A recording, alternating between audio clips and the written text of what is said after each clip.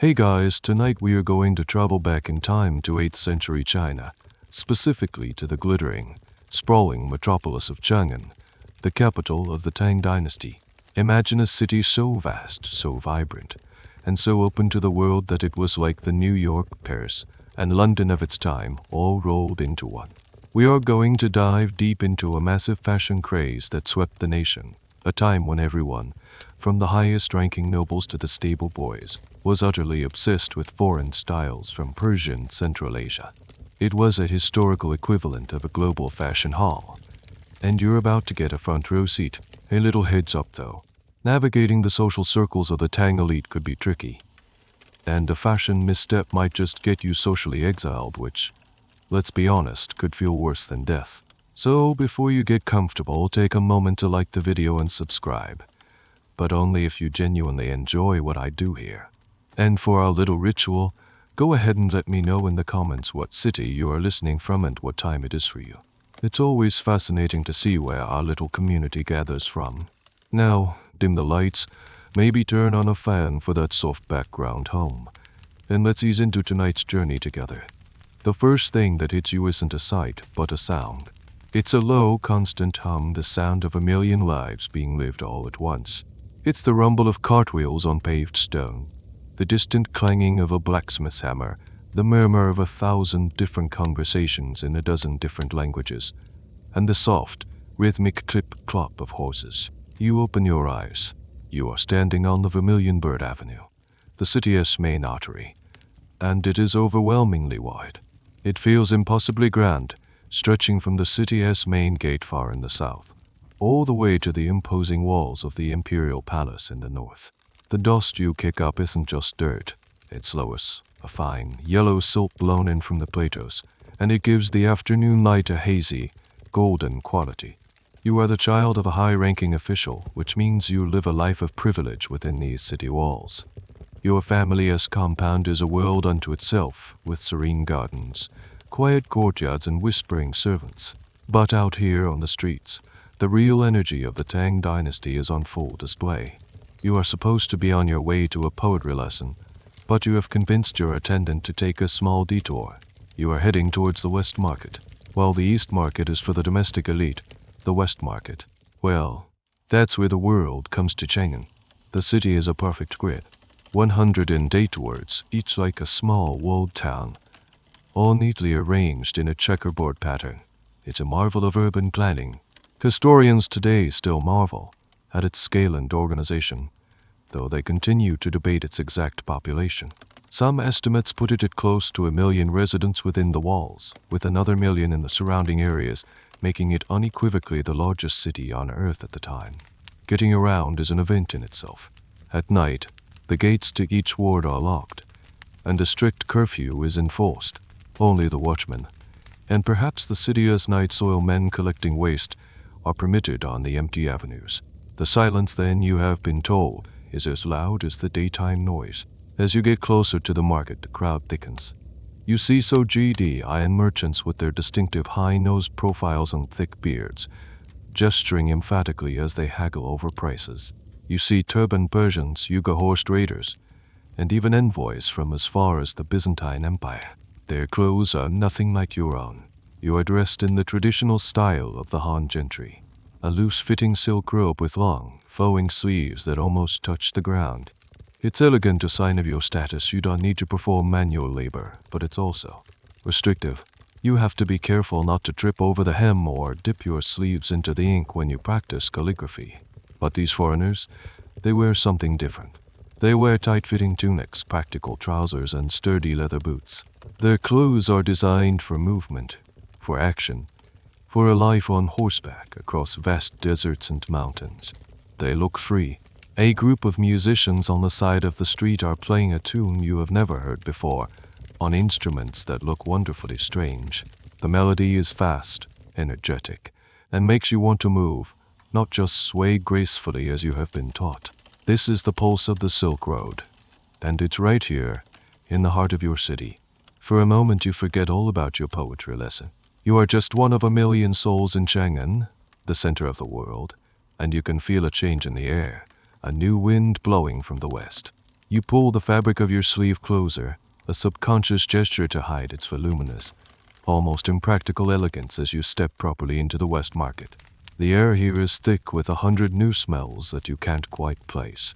It's the sharp, earthy scent of medicinal herbs piled high in wooden bins, the sweet fragrance of incense burning at a small Zoroastrian shrine tucked into an alley, the pungent aroma of roasting mutton seasoned with cumin, and the musky smell of camels, the undisputed ships of the desert, resting in a nearby enclosure. Your attendant, a patient old man named Lee, looks slightly nervous. This isn't the refined atmosphere HES used to. Here, the world is for sale. A stall to your left is draped with shimmering bolts of silk, but the patterns are unlike anything you've seen in your family's storerooms. Instead of the familiar dragons, phoenixes, or serene landscapes, these silks are covered in repeating, symmetrical designs. You see roundels, circular medallions, each containing a pair of ducks or winged horses facing each other. This, you'll later learn, is the quintessential Sasanian Persian motif, a design known as the pearl roundel that has become the height of fashion. The colors are bolder too, deep crimsoness, peacock blues, and saffron yellows that seem to vibrate with an energy all their own. A little further down, a merchant is showing off a collection of metalwork. There are silver ewers with long, elegant spouts and ornate cups decorated with scenes of hunting and drinking. They are heavier, more robust than the delicate lacquerware cups you use at home, but it's the clothing worn by the merchants themselves that truly captivates you. You see a man, his face weathered by sun and wind, wearing a tunic of rich, dark wool. It's cut close to his body, ending at his thighs, and cinched at the waist with a wide leather belt. From this belt hang several useful-looking pouches, a water skin, and even a small knife in a decorated sheath. His legs are covered in fitted trousers, tucked neatly into soft, dark leather boots that curve up at the toe. He moves with an easy, confident stride, unencumbered by flowing fabric. This style of dress is what people are starting to call HUFU, which literally translates to barbarian clothing. It's a slightly dismissive term used by the more conservative court officials, but you don't sense any mockery in it. Instead, it's a word filled with a kind of exotic allure, a sense of adventure.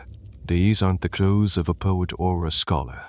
They are the clothes of a doer traveler, a merchant who has crossed the Pamir Mountains.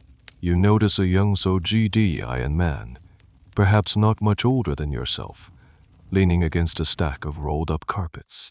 AHES wearing a vibrant, patterned lapel coat, the edges trimmed with fur. The two sides of his coat cross over his chest and are held in place by his belt. It's a practical design, clearly meant to keep out the wind. He catches you looking and gives you a slight, knowing smile as if to say, "Better than that silk robe, isn't it?" You quickly look away, a faint blush creeping up your neck. The idea is scandalous, of course.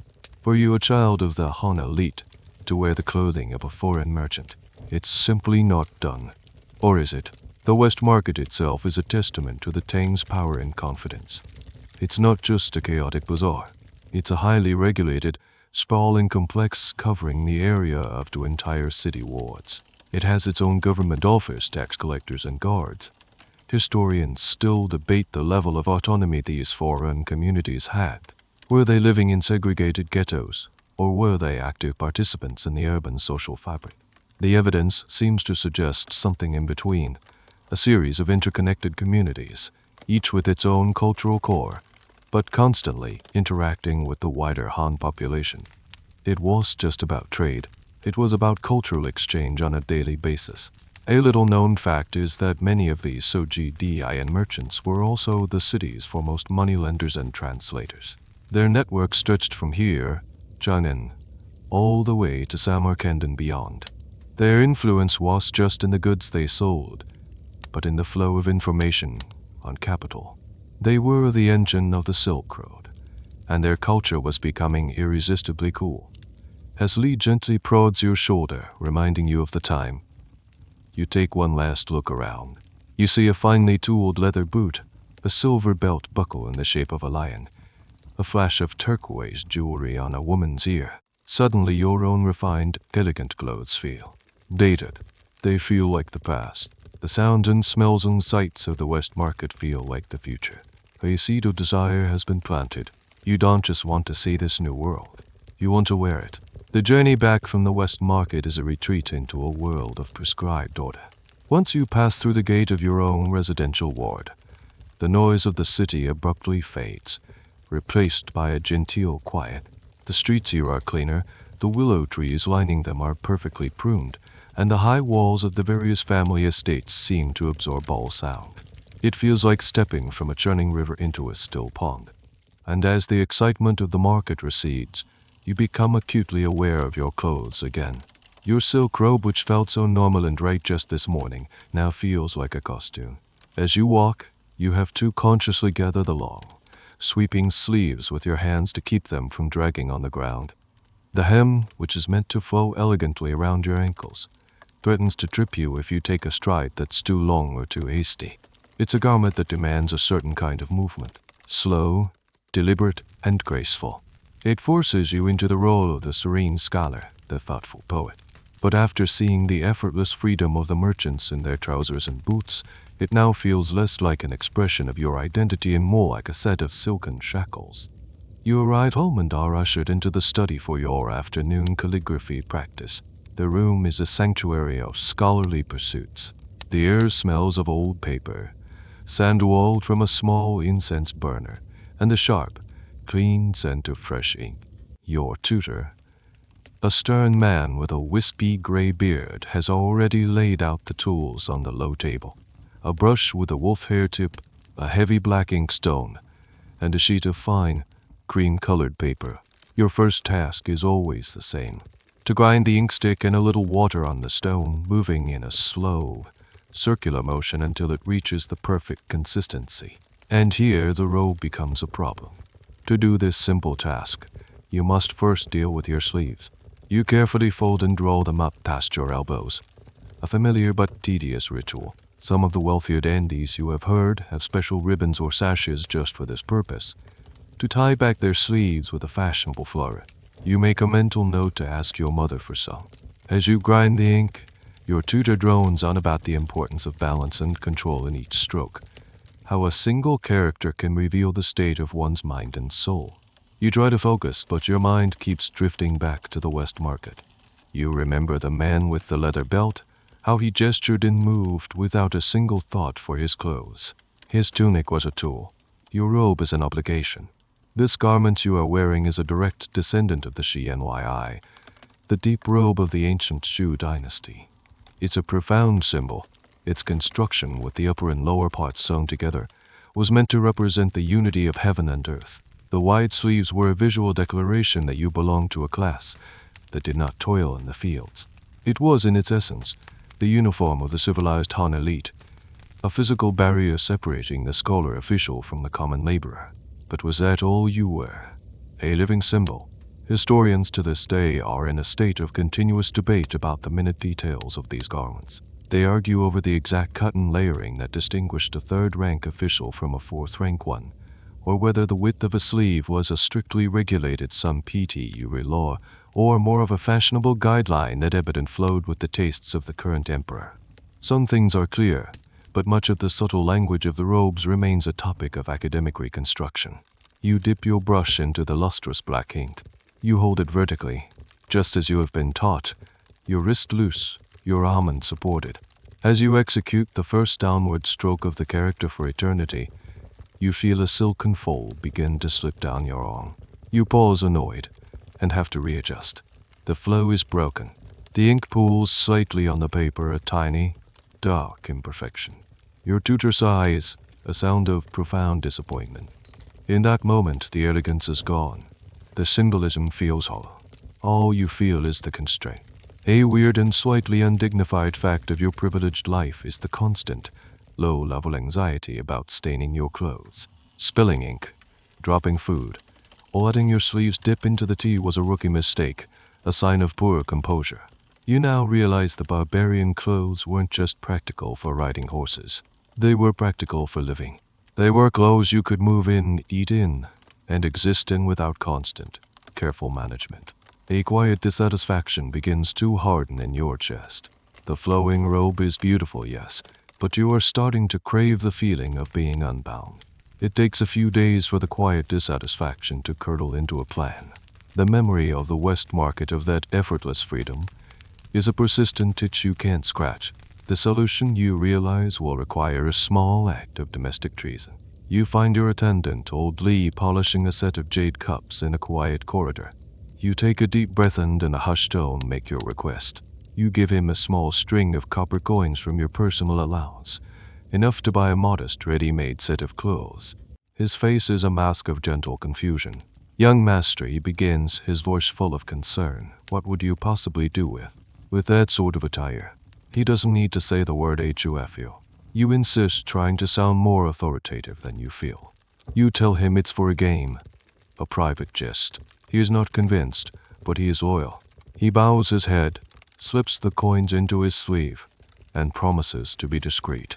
The waiting is excruciating. For 2 days, every footstep outside your door sends a jolt of anxiety and anticipation through you. Finally, one evening after your tutors have departed and the family has settled into the calm of the approaching night, Lee appears with a cloth-wrapped bundle.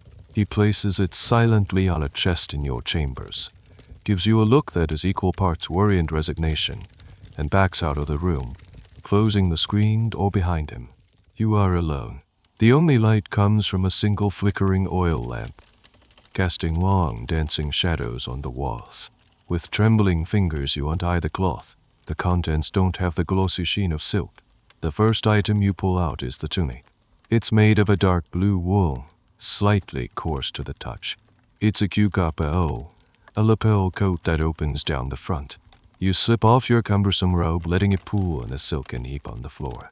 For a moment you stand in your thin undergarments, feeling the cool air on your skin. Then, you pull on the tunic. The sensation is utterly foreign. The fabric is fitted. You can feel it against your shoulders and back. The sleeves are the most revolutionary part. They are narrow, ending neatly at your wrists. You swing your arms around in a full circle, something that was physically impossible in your former wear. There is no resistance, no trailing fabric, just the clean, swift movement of your own limbs. Next are the trousers. After a lifetime of wearing a single, flowing garment, the feeling of your legs being individually encased in cloth is bizarre. You lift one knee high, then the other. You take a wide stance.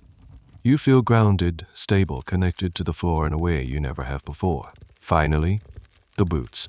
They are made of soft, black leather, and pulling them on feels like gearing up for an adventure. They are snug around your ankles and calves, offering a sense of support.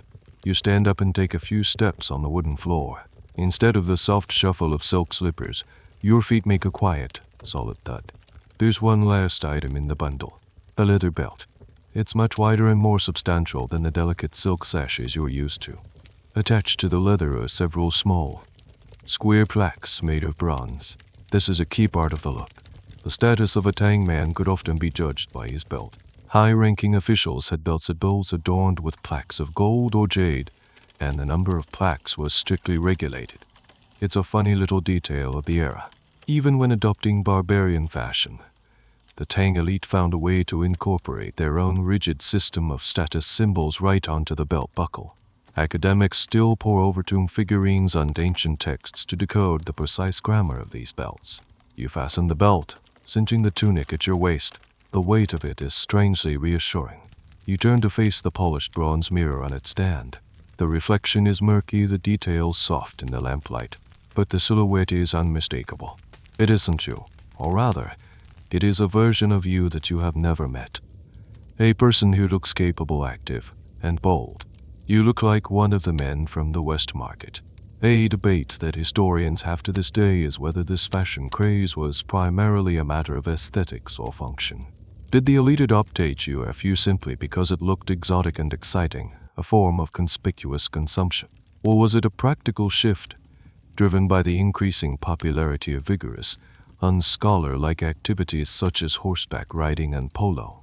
Looking at your reflection, you feel the answer is yes to both. It feels incredibly practical, yet the thrill you feel is undeniably about the fashion, about becoming someone new. You feel free. It's a dizzying, exhilarating sensation. You know you have to take it all off and put your silk prison back on before anyone sees. But as you do, you know a line has been crossed. The secret is yours, a hidden well of freedom you can return to. And you will. The secret of the wool tunic and the leather boots now lives in your chamber, tucked away in a camphor wood chest beneath your winter robes. But the secret has changed you. It's like learning a new word. Suddenly, you start hearing it everywhere. In the days that follow, as you go about your routine of lessons and familial duties, you begin to see your city and your entire world through a new lens. Your brief, clandestine fashion experiment has unlocked a question that now hums constantly in the back of your mind. Why is this happening? Why has your world, the great and powerful Tang Empire, fallen so completely in love with the aesthetics of the barbarians? The answer, you begin to realize, is all around you. It's in the very foundation and spirit of the age. This isn't an accidental trend.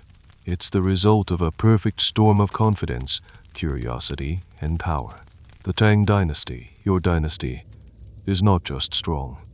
It's swaggeringly self-assured. For generations, its armies have pushed the empire's borders out, securing the vast, dangerous corridors of the Silk Road.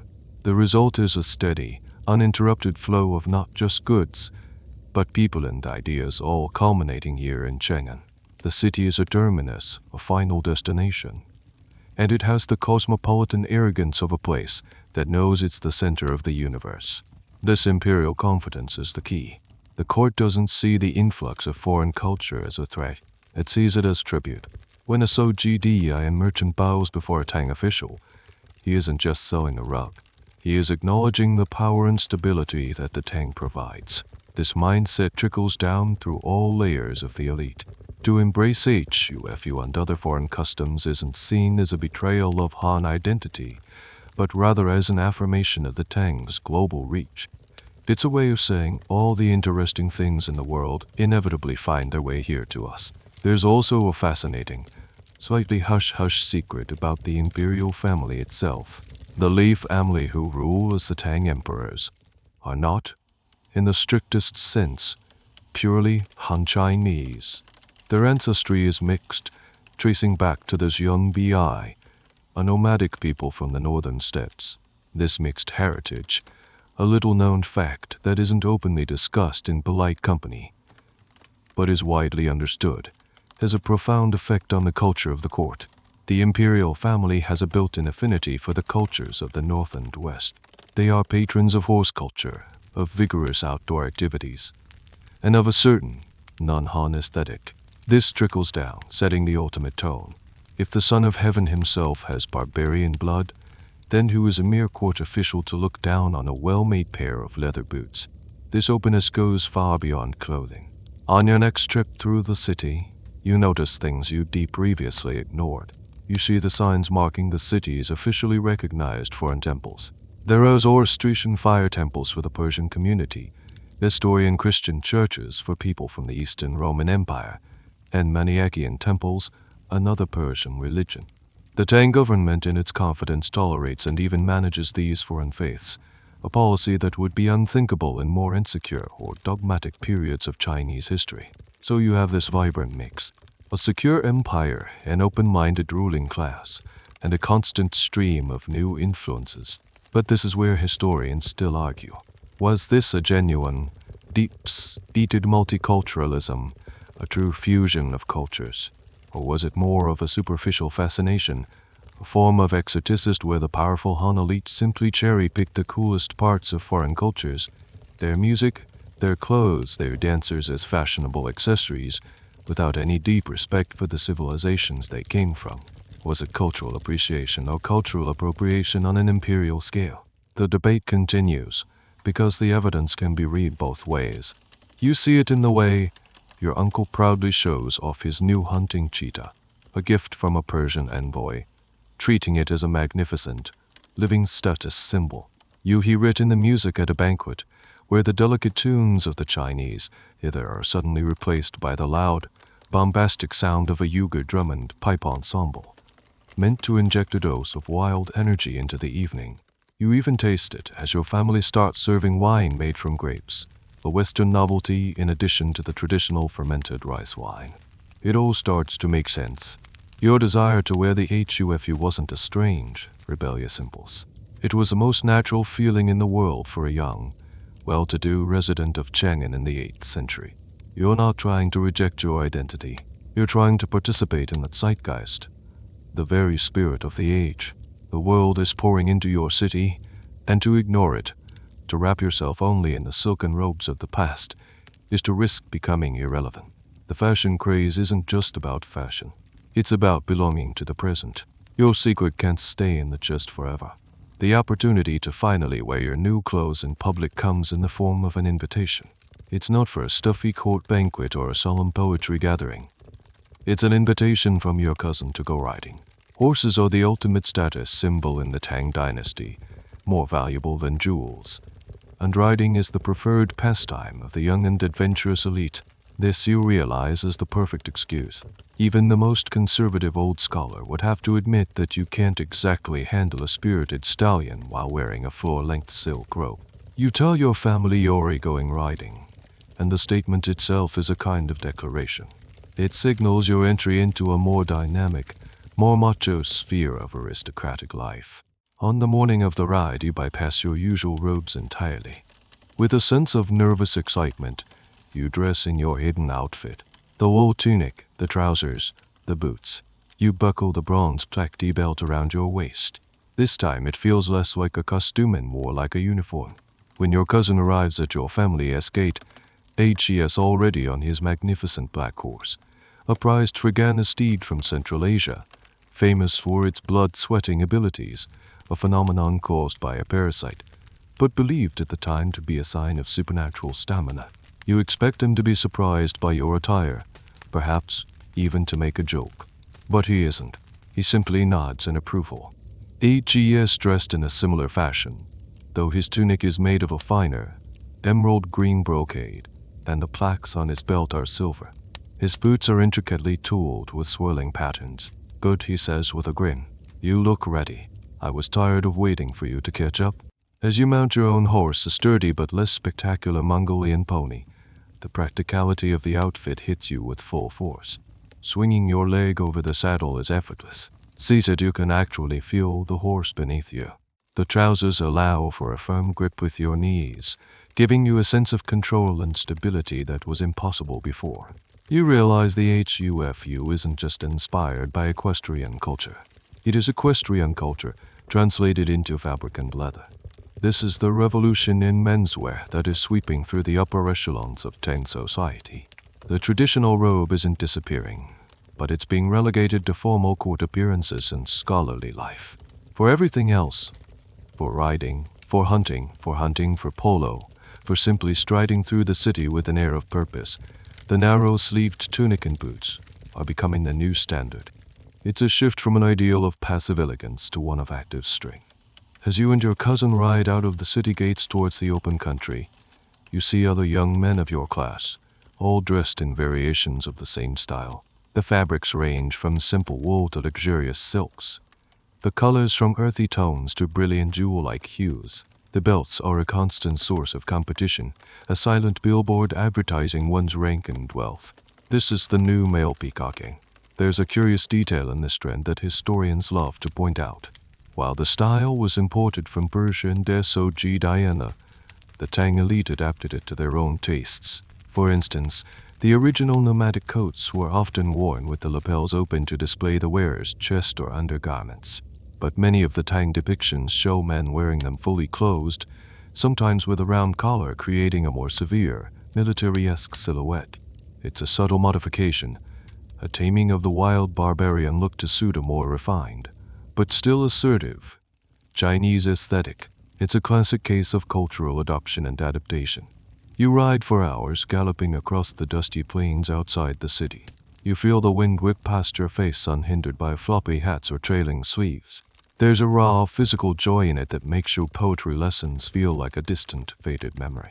This is what it means to be a young nobleman in the Kaiyuan era, the peak of the Tang's glory. It's about more than reciting classics.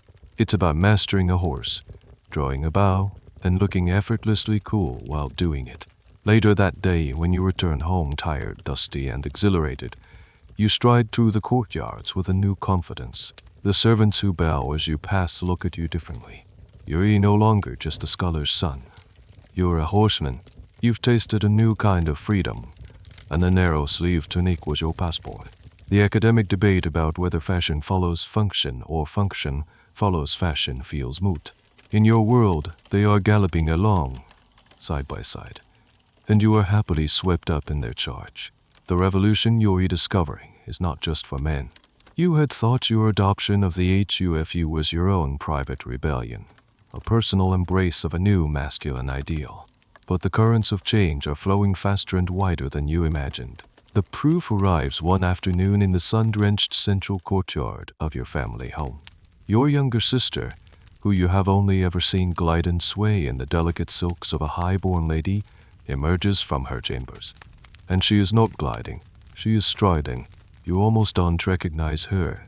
Gone is the high-waisted TUN, the long flowing skirt that would ripple around her ankles. Gone are the tiny, embroidered silk slippers that forced her into a dainty, mincing gait. In their place she is wearing trousers. They are made of a light, lavender-colored silk, tailored to be loose around the hips but tapering down towards the ankle, where they are tucked into an ornate, embroidered boots. Over the trousers she wears a short, round-collared tunic that ends at her hips, cinched with a colorful sash. She looks bold, energetic, and utterly scandalous. Your mother, who is arranging flowers in a nearby vase, lets out a soft gasp. Your sister simply grins, walking over to inspect a peony blossom. Her movements are free, unrestricted. She can bend at the waist easily, crouch down, and take long, confident steps.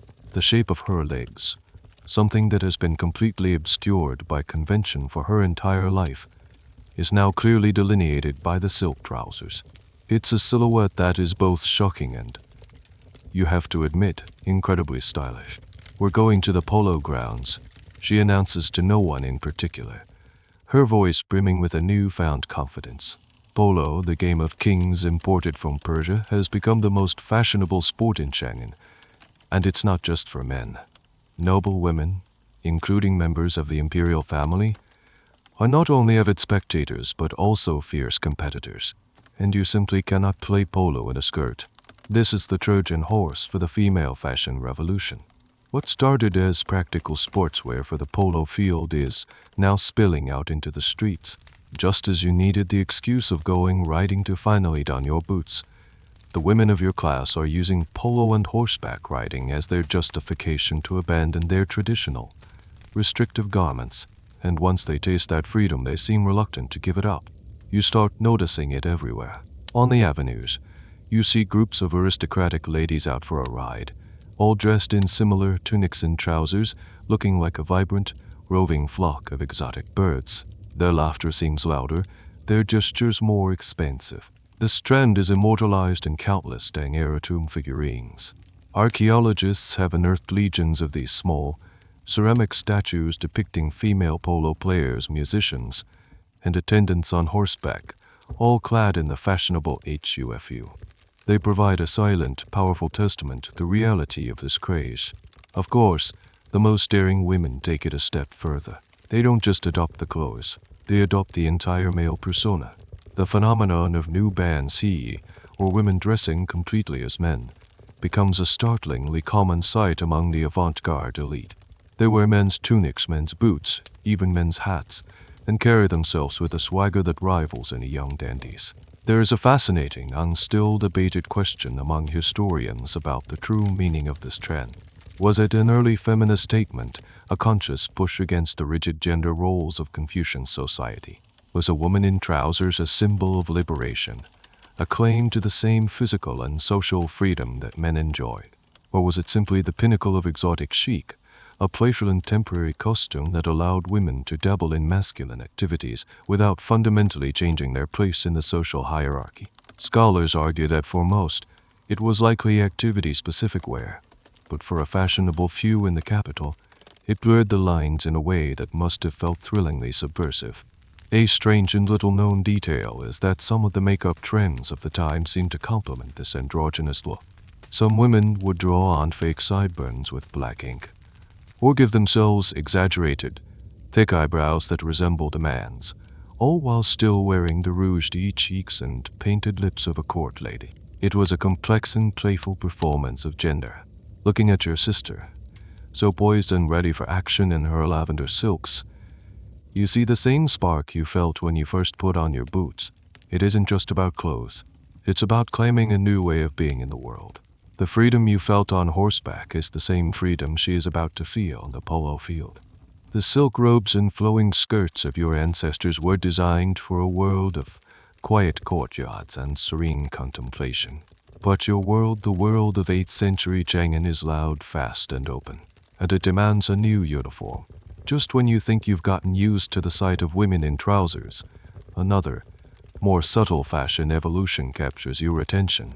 It happens while you're loitering near the entrance to the Daoxin Temple, a popular gathering spot for the city's well-to-do. A group of court ladies dismount from their horses, handing the reins to their servants. They are all dressed in the height of HUFU fashion, colorful tunics, silk trousers, elegant boots. But it's their headwear that makes you pause. The transformation of the Tang woman is truly happening from the ground up. You have a distant memory from your childhood of what noble women used to wear on their heads when they went out. It was a garment called the mili. It was less a hat and more a piece of personal architecture. A wide-brimmed hat was the base, but attached to it was a heavy veil that fell all the way to the ground, shrouding the entire body. A woman inside a mili was a walking mystery, a shapeless column of fabric moving through the city. It offered complete anonymity and protection from the sun, from the dust, and most importantly, from the gaze of men. It was the uniform of impenetrable modesty. But that's not what these women are wearing. The mili has all but vanished from the fashionable avenues of Chang'an, relegated to the wardrobes of aging, deeply conservative matriarchs or visitors from the provinces. The new chic item is the Weima. At first glance, it looks similar. A wide-brimmed hat with a veil. But the difference is everything. The veil of the Weima is shorter, falling only to the shoulders or neck. And it's not made of heavy, opaque cloth. It's made of a semi-translucent silk gauze. One of the ladies turns her head, and you see the effect. The sunlight filters through the fine purple gauze, and you can make out the delicate silhouette of her face. You can see the dark arch of her exquisitely painted eyebrow, the shape of her elaborate hairstyle piled high on her head, and the red gloss of her lips. The Weima doesn't hide the woman. It frames her. It creates an aura of mystique, a flirtatious dance between revealing and concealing. It protects her from the elements but allows her to be seen, to be admired. It's no longer to love seclusion. It's an accessory of allure. It's a practical evolution too. The old mili was cumbersome, hot, and made navigating a crowded market a nightmare. The new Weima allows a woman to see and be seen, to show off the magnificent color of her Persian-style tunic, to turn her head freely and laugh with her friends. It complements the new active lifestyle that the HUFU represents. The reason for this dramatic shift is, of course, a subject of endless discussion among historians. Was the decline of the mili a sign of women's rising status and a rejection of old Confucian standards of female modesty? Or was it simply that fashion, as always, prizes novelty, and the old headwear just started to look hopelessly out of date? The academic consensus leans towards a combination of both, a change in social attitudes finding its expression in a change of style. And then there are the boldest of the bunch. A young woman, clearly a trendsetter, wears no veil at all. She has on what's simply called a hufu, or a barbarian hat. It's a stylish little cap, possibly made of felt or brocade with a turned-up brim. It does nothing to hide her face. On the contrary, it draws attention to her confident expression and the intricate gold pins in her hair. She is making no concessions to modesty. Her statement is one of complete openness, a perfect match for the confident, cosmopolitan spirit of the capital. Here lies a little-known and rather ironic twist in this sartorial story. Some scholars argue that the original mili, that symbol of old-world modesty, was not even a Han Chinese invention to begin with. They suggest it was itself an import, an earlier adoption of a style worn by nomadic peoples of the north, like the Tu Han, to protect them from the harsh conditions of the steppes. If this is true, then the entire story isn't about casting off a native tradition for a foreign one. It's about casting off an old foreign fashion in favor of a new one. The women of Chang'an were simply updating their barbarian look. Watching these women, you realize that the fashion revolution is total. It's not just about a few daring garments. It's a head-to-toe re-imaging of the self. The boots freed the feet for walking and riding. The trousers freed the legs for movement. And the sheer veil of the Weimar is freeing the face, allowing it to become part of the public spectacle. Every woman is becoming her own work of art, curated, visible, and unapologetically modern. The sheer veil of the Weimar is a masterful piece of fashion psychology, hiding just enough to make you want to see more. And as one of the ladies from the temple entourage passes by you, a gust of wind playfully lifts the gauze for a moment, and you get a clear, unobstructed view of her face. It stops you in your tracks. It's not her face so much as a canvas. The aesthetic revolution of the Tang Dynasty, you now understand, doesn't stop at the neck. The first thing you notice is the stark white. Her skin is a mask of perfect, powdered alabaster. This isn't the subtle, natural look of later dynasties. This is a bold, deliberate statement, a foundation of white lead powder that erases all blemishes and creates a uniform, doll-like complexion. It's luminous, almost otherworldly in the bright sun. It's also, you'll learn, terribly dangerous. The lead slowly poisons the user, dulling the skin over time, creating a vicious cycle where more and more powder is needed to achieve the same effect. Beauty, in your era, has a price. Upon this white canvas, the artist, the woman herself, has painted a masterpiece of vibrant color. Her cheeks are not subtly blushed. They are ablaze with rouge. Two large, distinct circles of deep red bloom high on her cheekbones. It's a style sometimes poetically called Yun Shaohong or wine hang over makeup, meant to mimic the flushed face of a woman who has been merrily drinking. It's an audacious look, a far cry from the pale, demure ideal of the past. It suggests a life of banquets, music, and joyful indulgence. Then your eyes are drawn upward to her eyebrows, or rather, to where her eyebrows should be.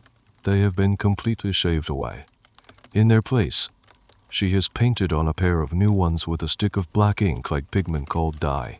They are short, thick, and curved, like the antennae of a silkworm moth. You've seen other shapes on other women. Long, graceful arches called willow leaves or sharp, downward angled strokes. It's a whole vocabulary of emotion and style, painted anew each morning. The fact that noble women spend their time shaving off a part of their face just to paint it back on seems bizarre, but it offers ultimate control over one's expression. And below it all, her lips. After the bold statements of the cheeks and brows, the mouth is a point of delicate focus. It's painted small in the shape of a cherry using a bright vermilion paste. The natural line of her lips has been ignored with the color concentrated in the center, creating a tiny floral pout. The contrast between the expansive blush and the tiny mouth is jarring and intensely stylized. But the final touches are the most fascinating. On her forehead, precisely between her new eyebrows, is a huadian, a flower ornament. It's a tiny, dark green motif, perhaps painted on with pigment, or perhaps a real apple key made from a feather, a sliver of shell, or even a fleck of gold leaf. And even more strangely, on her temples, flanking her eyes, are two small, crescent-shaped slashes of red. These are called zihong or slanting reed. A weird, and probably apocryphal, story circulates about the origin of this particular trend. It's said that a favorite concubine of an emperor accidentally ran into a screen in the palace and cut her temples. The emperor found the little scars oddly beautiful, and so the other court ladies, in a desperate bid to curry favor, began to imitate the look with makeup. Whether true or not, it speaks volumes about the Tang's love for the novel and the slightly bizarre. Historians are still debating how widespread these extreme makeup styles truly were. Are the vibrant, painted faces we see on murals and in poems an accurate reflection of what every noblewoman wore daily? Or were these the high-fashion, runway looks reserved for court entertainers, courtesans, and the most daring trendsetters in the capital? It's likely the latter, with most women adopting more toned-down versions of the trends. The academic world also continues to discuss the origins. The heavy use of rouge, for example, is so different from earlier Han traditions that many scholars suggest a direct influence from the Tibetan Empire, where women were known to smear their faces with colored pigments. As the lady walks away, rejoining her friends, you see it all as a single, cohesive statement. The trousers, the boots, the sheer veil, the painted face. It's all part of the same performance. This isn't vanity. It's a form of self-creation. The women of Chang'an are using their faces as a final frontier of fashion, becoming living works of art that are as bold, exotic, and confident as the dynasty itself. Your education in the new aesthetic continues, moving from the human body to the very threads it's wrapped in. You are accompanying your mother on a visit to a fabric merchant in the East Market. Unlike the wild, chaotic energy of the West Market, this place is more subdued, more exclusive. This is where the old money and the high officials shop for the silks that will become their formal court robes and family heirlooms. But even here, in the heart of traditional luxury, the influence of the West is undeniable. The merchant, a plump man with soft, knowing hands, unrolls a bolt of silk for your mother's inspection. The fabric cascades across the dark wood of the counter, shimmering under the light from the open doorway. It's a asamet, a heavy, luxurious silk will, and its quality is breathtaking. But it's the pattern that once again signals the new era. It's a design known as Yongzhu Wen or pearl roundel pattern. You lean in closer. The design consists of large, repeating circles, and the border of each circle is made up of a string of small, white dots, like a string of pearls. Inside each circle is a stylized motif.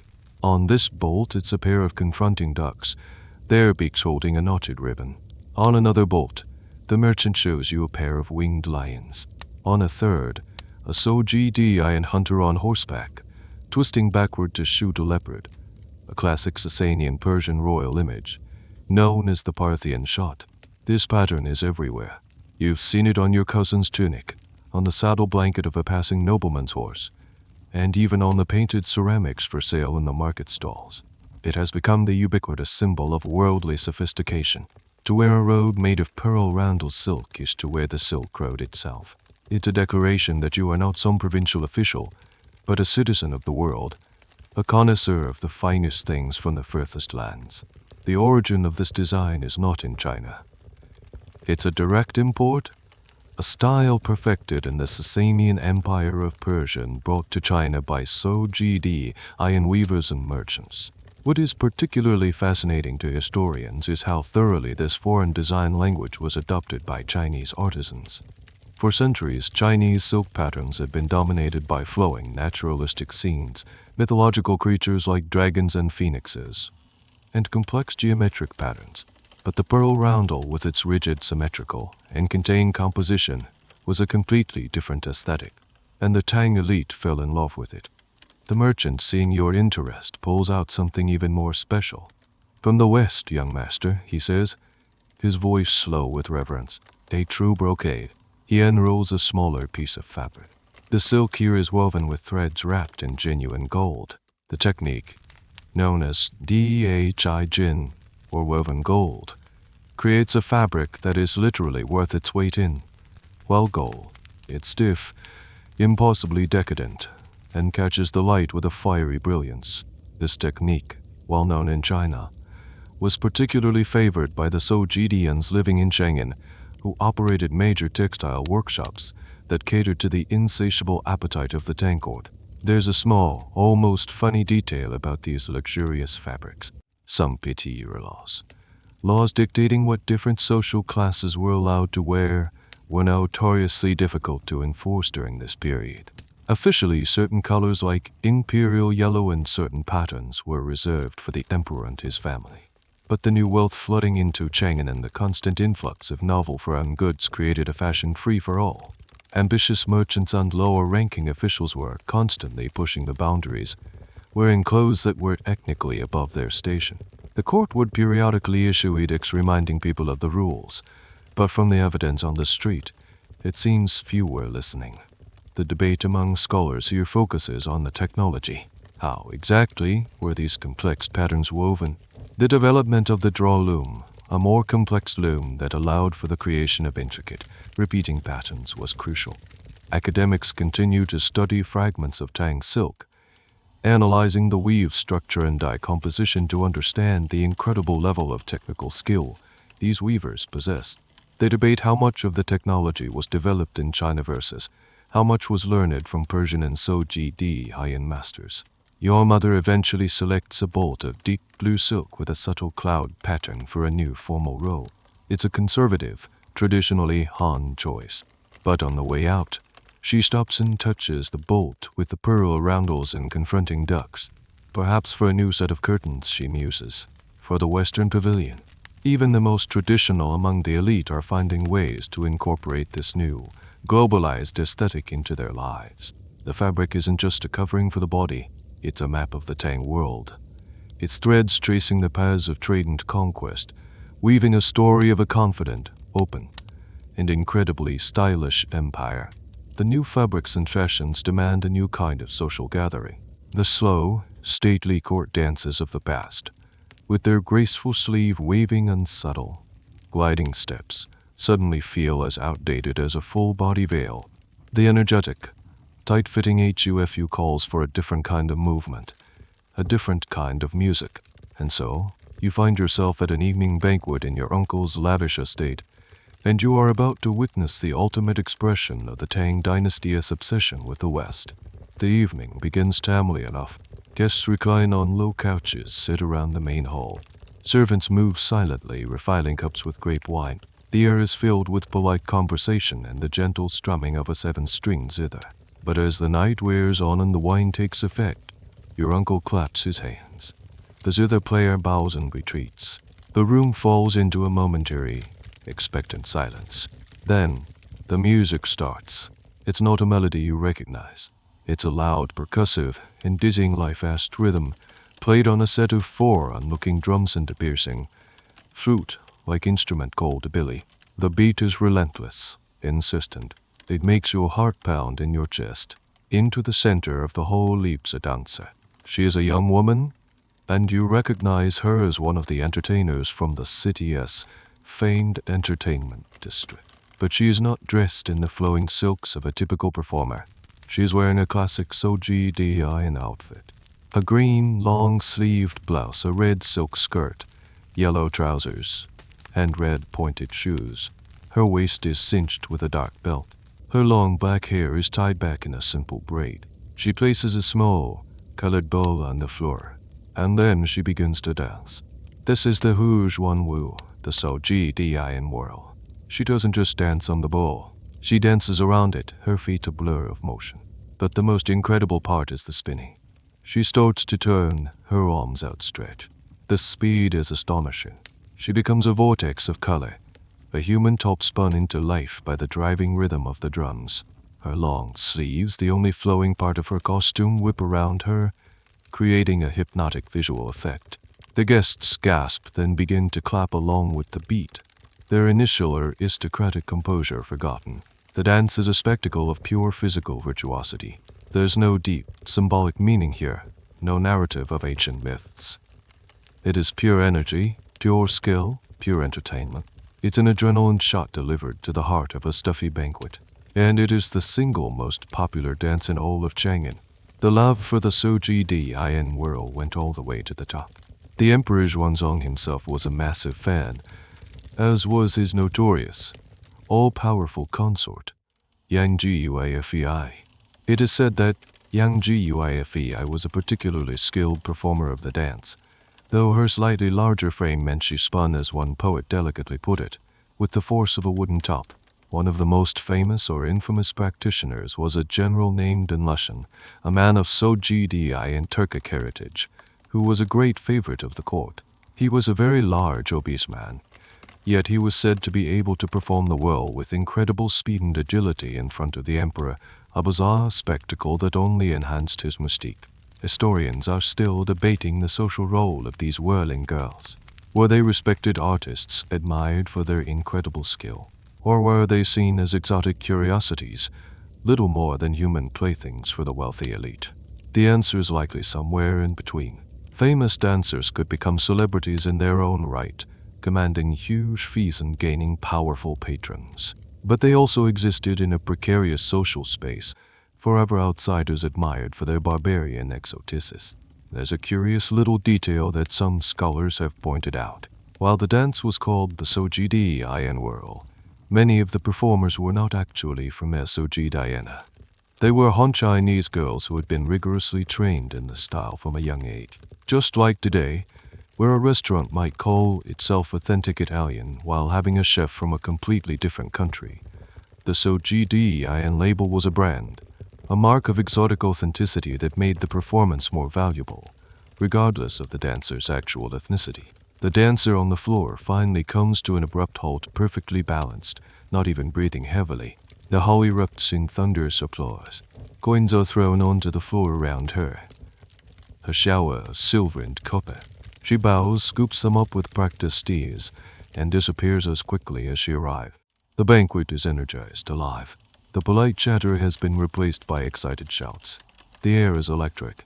You look around at the flushed, smiling faces of the guests, all clad in their own versions of Persian-inspired fashion, and it's perfectly clear. This is what it's all about. The clothes, the music, the dance, they are all part of a grand performance, a way for the Tang elite to feel modern, connected, and thrillingly alive. The whirlwind from Sojidayana has swept them all off their feet. The energy of the Sojidi Ian Whirl still thrumming in your veins, you find that the passive role of a spectator is no longer enough. The new clothes and the new attitude demand participation. And in Chang'an, the ultimate arena for participation is the polo field. Your cousin, the one who first approved of your sartorial shift, is a devoted player, and he finally invites you to join a friendly match. You arrive at the grounds just outside the city walls. It's a vast, flat expanse of carefully tended turf, a startling patch of green against the dusty yellow landscape. At either end stand goalposts marked with decorated banners. This isn't a casual pickup game. It's a serious affair. The sidelines are already crowded with spectators, young nobles, ladies in their fashionable Weimar hats, and servants holding refreshments. It's as much a social event as it is a sporting one. Your heart pounds with a nervous rhythm that has nothing to do with galloping horses. Polo, or JIJU as you call it, is not a game for the timid. It's fast, chaotic, and genuinely dangerous. Players collide, mallets swing wildly, and falls are common. It is the perfect embodiment of the Tang aristocracy's love for wu, or martial prowess, a concept they valued just as highly as wen, or literary grace. An ideal Tang gentleman was expected to be able to compose a perfect couplet in the morning and score a winning goal in the afternoon. You are dressed for the occasion, as is everyone else. The HUFU is the game's unofficial uniform. The tight sleeves ensure your arms can move freely to swing the long-handled mallet. The trousers and boots give you the grip and security you need in the saddle. Looking at the players warming up, you see a rainbow of expensive brocades and silks. It is perhaps the most elegantly dressed sporting event in history. The game itself was, like so many other things, an import. It came from Persia, where it had been a training exercise for the elite cavalry for centuries. But the Tang adopted it with a passion that was all their own. The imperial court was obsessed. Murals in the tombs of princes depict them playing polo. Records show that emperors themselves were avid players, with special polo grounds built right inside the palace complex. Emperor Xuanzang, your current ruler, was known to be a formidable player in his youth. The game begins. It's a whirlwind of action. 10 riders on each team, all converging on a small, painted wooden ball. The sound is a thunderous combination of galloping hooves, the sharp crack of mallet hitting ball, and the shouted commands of the team captains. You mostly try to stay out of the way, your horsemanship skills feeling clumsy and inadequate compared to these seasoned players. Your cousin, on the other hand, is a star. He weaves his horse through the scrum, his mallet a blur, and sends the ball flying towards the goal.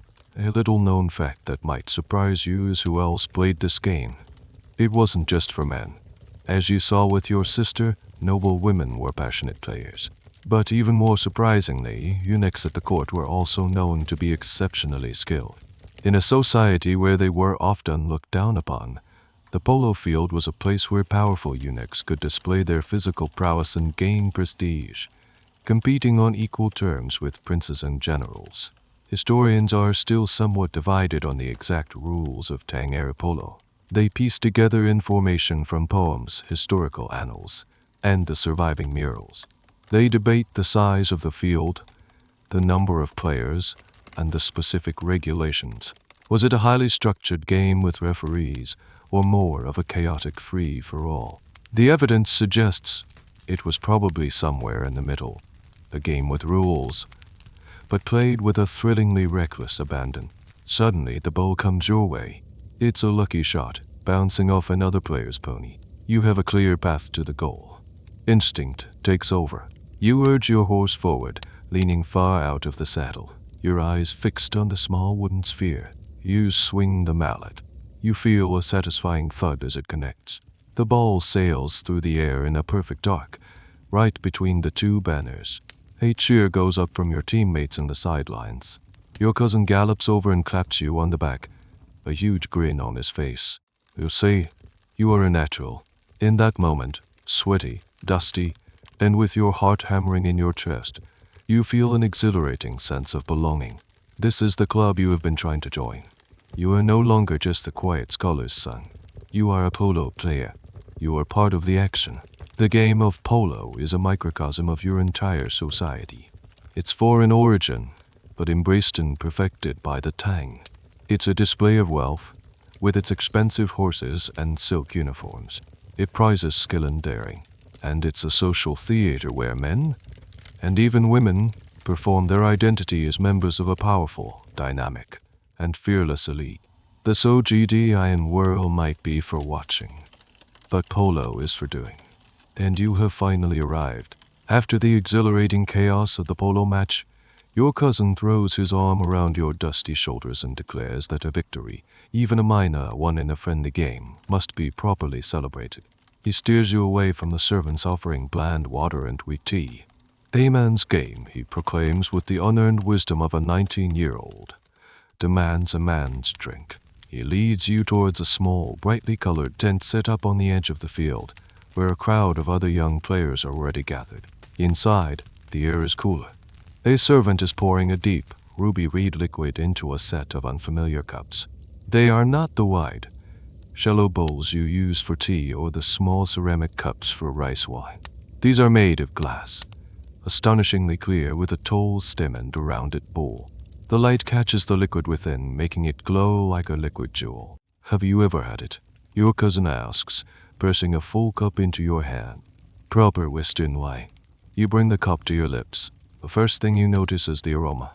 It's rich and fruity, with a hint of something earthy and warm, completely different from the sharp, sweet smell of the fermented rice and millet wines you've grown up with.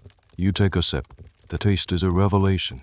It's bold, slightly tart, and complex, with a dry finish that lingers on your tongue. It tastes of sunshine in distant lands. This is grape wine, the celebrated drink of Persia and the Mediterranean, and it has become one of the latest and most potent symbols of cosmopolitan taste in Chang'an. For centuries, the Chinese had cultivated a sophisticated drinking culture around their own native alcoholic beverages, primarily huangjie, iu yellow wine made from grain. These were central to rituals, poetry, and social life. But this new drink from the West, iu grape wine, carried with it a completely different kind of mystique. It was the drink of legendary heroes of Alexander the Great, of the rich merchants of Samarkand. The Tang poet Chang'an had already penned the immortal lines, grape wine in luminous cups at night. We want to drink, but the people calls us to mount. That single couplet perfectly captured the wine's association with a life of romance, adventure, and frontier spirit. To drink it was to align yourself with that world. As you take another sip, you look around the tent. The conversation is loud and boisterous. The young men are bragging about their best moves on the field, laughing and toasting each other with their glowing cups. The grape wine seems to engender a different kind of camaraderie, more open and less formal than the restrained etiquette of a traditional banquet. A fascinating bit of trivia is that while grape wine was seen as an exotic luxury, grapes themselves had been known in China for some time. An envoy of the Han Dynasty had brought grapevines back from Central Asia centuries earlier. However, They were mostly cultivated as a rare, sweet fruit for the imperial table, not for large-scale wine production. The actual techniques of viticulture and fermentation on a commercial scale were a more recent introduction, brought by the Sojidians and other Silk Road peoples who settled in the oasis cities of the west like Turpan. It was there, in the scorching heat of the Tarim Basin, that the first great Chinese vineyards were established, their techniques directly borrowed from the West. Historians are still engaged in a lively debate about the true extent of wine's popularity. Was it a widespread beverage, or was it confined to a tiny, ultra-wealthy circle of nobles and foreigners in the capital? The archaeological evidence, like the discovery of wine-making equipment and residue, suggests it was certainly being produced and consumed. Yet, in the grand scheme of things, it never came close to displacing traditional grain wines in the daily life of the average Tang citizen. It remained, for the most part, a high-status, fashionable import, the craft beer of its day. You noticed the cups themselves. Glassware was another incredible luxury. While China had a long history of glass production, it was mostly opaque and used for ritual objects or beads. The technology for making clear, transparent glass vessels was a closely guarded secret of the Roman and Sasanian empires. The few pieces that made it to Chang'an were astronomically expensive, more precious than gold. To serve wine in a glass cup, rather than a silver or even a jade one, was the ultimate display of worldly wealth. It showed you had access to the rarest treasures from the furthest ends of the earth. Your cousin nudges you, refilling your cup. The wine is making you feel warm, bold, and more articulate than usual. You find yourself joining in the banter, recounting your surprise goal with a newfound swagger. The traditional scholarly ideal of quiet contemplation over a cup of warm rice wine feels a world away. Here, under the spell of the ruby-red liquid from the west, you feel like a different man. The transformation is nearly complete. You wear the clothes, play the games, and now you drink the drink. You have become a man of the Tang, yes, but more than that, you have become a man of your time. You're starting to feel like you've mastered the art of being a modern Tang nobleman. You got the boots, you've played the polo, you've tasted the wine. You and your cousin stride through the West Market with a proprietary air, critiquing the latest shipment of Soji iron silk like seasoned fashion commentators. You feel like you are at the absolute cutting edge of the cultural zeitgeist. And then one day, you get put squarely in your place. The humbling experience comes during a visit to the estate of a distant relative, a high-ranking minister whose daughter has just returned to the capital after a period of mourning for her grandfather in the provinces. You are expecting to see a demure, slightly old-fashioned young woman. Instead, you are confronted by a living, breathing hurricane of high fashion. She makes your cis trousers look like a quaint domestic experiment. She makes your carefully chosen brocade tunic look like a hand-me-down. She is Princess Tong Chuan's closest confidant, and you learn a vital lesson. You and your friends may follow the trends, but it is the women of the imperial court, the princesses and their ladies-in-waiting, who are the trend. They are the true idols, the epicenters from which all fashion shockwaves emanate. The minister's daughter is wearing a tight-fitting, round-collared tunic of a brilliant, almost electric, orange.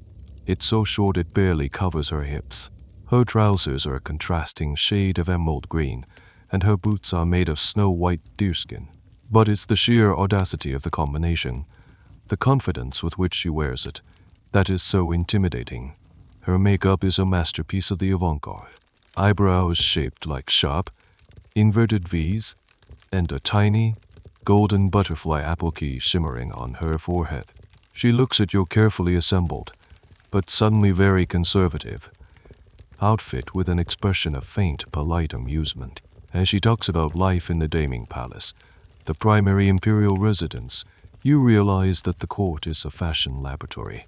The princesses, with their immense wealth, their direct access to the tributes and trade goods pouring in from the empire's borders, and their relative freedom from the daily grind of governance, are the chief experimenters. They are the ones who dare to be the first to try a new pattern from Persia, a new cosmetic from Tibet, or a new way of pinning their hair inspired by a Gandharva statue. The influence of these imperial women cannot be overstated. When a princess decided she liked a certain style, it would be adopted by her entire retinue. From there, it would be copied by the wives and daughters of the high officials, then by the wealthy merchants, and eventually, it would trickle down in simplified, cheaper forms to the general populace of Chang'an. It was a finely tuned ecosystem of aspiration and imitation. One of the most famous fashion influencers of the age was Princess Taiping, Emperor Xuanzong Assad. She was a political powerhouse, immensely wealthy and ambitious, and her fashion choices were a direct reflection of her personality. She was one of the first and most enthusiastic adopters of masculine attire, famously appearing at a court banquet dressed in a man's military outfit to the shock and delight of the emperor. Her endorsement of a style gave it instant legitimacy and made it wildly popular. A quirky and little-known example of this top-down influence involves hairstyles. At one point, the ladies of the court developed a passion for creating enormous, elaborate hairstyles known as gaoji. They would use wigs, pads, and scaffolding made of wood or wire to create towering structures on their heads, which were then adorned with a fortune in gold, pins, pearl strings, and kingfisher feathers. These became so extreme and so expensive that the emperor had to issue multiple edicts banning them, partly on moral grounds of extravagance, and partly because the demand for kingfisher feathers was causing the poor birds to be hunted to near extinction in the south. The historical debate here revolves around the agency of these women. Were they simply beautiful dolls, their fashion choices dictated by a flighty sense of whimsy? Or were they using fashion as a tool, a way to display their family's power, to build social networks, and to compete for status in the claustrophobic world of the court? Many modern scholars argue for the latter, seeing these princesses not as passive followers of fashion, but as active cultural producers who consciously shaped the aesthetic of their time.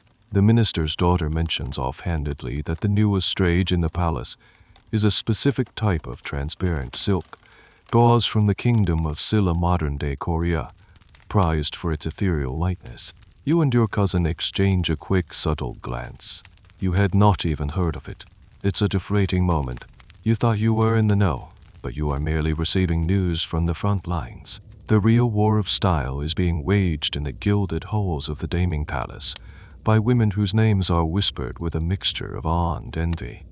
They are the editors-in-chief of the Tang Dynasty's unwritten fashion magazine, and the rest of you are just flipping through the pages, trying desperately to keep up.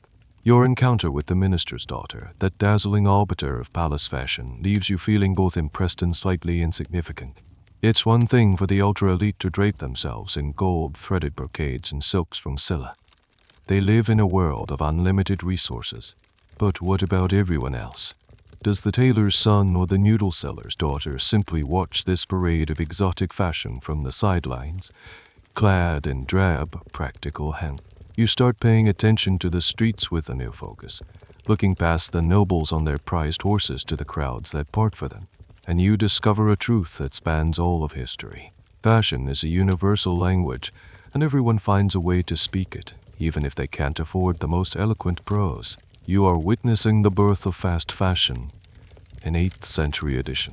You're in a bustling neighborhood market, far from the rarefied air of the East and West markets. This is where ordinary people shop. The stalls are piled high with local produce, iron tools, and simple pottery. And here you see it. A young woman, perhaps the wife of a shopkeeper, is haggling over the price of radishes. She's wearing a simple tunic and trousers, the same basic silhouette as the princess, but hers are made of coarse, homespun wool dyed a simple, earthy brown. But look closer. Around her collar, she has painstakingly stitched a line of lighter-colored thread, crudely imitating the look of the expensive embroidered trim on a noblewoman's garment. It's a small, poignant detail, a touch of aspiration. A group of young men, probably apprentices on a break, are joking and shoving each other near a tea house. They're dressed in practical, dark-colored clothes suited for labor, but one of them is wearing a belt. It's not leather adorned with silver or jade. It's a simple strip of woven hemp, but attached to it are small, square pieces of polished wood, a clear and deliberate imitation of the status-defining belts of the upper classes. He wears it with a certain swagger, a visible claim to being in style, even on a shoestring budget. This is how Gren's Gethsemane, an idea born in the palace, crafted from unobtainable materials, is seen on the streets. Local artisans and clever individuals then replicate the idea, the shape, the feeling of the trend using the materials and skills available to them. The pearl roundel motif, so stunning in silk brocade, might be simplified and hand-painted onto a cheap ceramic bowl. The daring hangover blush of the court ladies is toned down and imitated with a pinch of crushed safflower petals. A folk cosmetic available to all, the materials themselves tell a story of this sartorial hierarchy.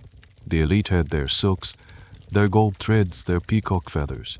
The middle-class merchants and minor officials might afford finer linens or high-quality wools. But for the vast majority of the population, clothing was made from hemp. Hemp was the workhorse fabric of ancient China. It was durable, easy to grow, but also coarse and stiff. Another common fabric was ramie, sometimes called Chinese grass, which could be processed into a finer, more linen-like cloth, a sort of middle-class alternative to silk. One of the oddest and most niche forms of this imitation is something historians have pieced together from textual records. It seems that for those who couldn't afford a real immerse, the veiled hat with its expensive silk gauze, there was a DIY alternative. Women would simply use a wide-brimmed straw hat and drape a piece of common, light-colored cloth over it. A stranger and more debated practice is the use of paper. China, having invented paper, used it for everything, and some records suggest that commoners would sometimes craft clothing items out of treated, durable paper for special occasions. The idea of a paper dress in the Tang Dynasty is a fascinating and still researched corner of material culture. The debate among social historians is about the motivation behind this mimicry. Is it a sign of a deeply stratified but socially mobile society, where everyone is trying to climb the ladder by dressing for the job they want? Or is it a more passive process, where the aesthetics of the powerful simply become the default definition of what is considered beautiful or correct, and everyone else naturally gravitates towards it?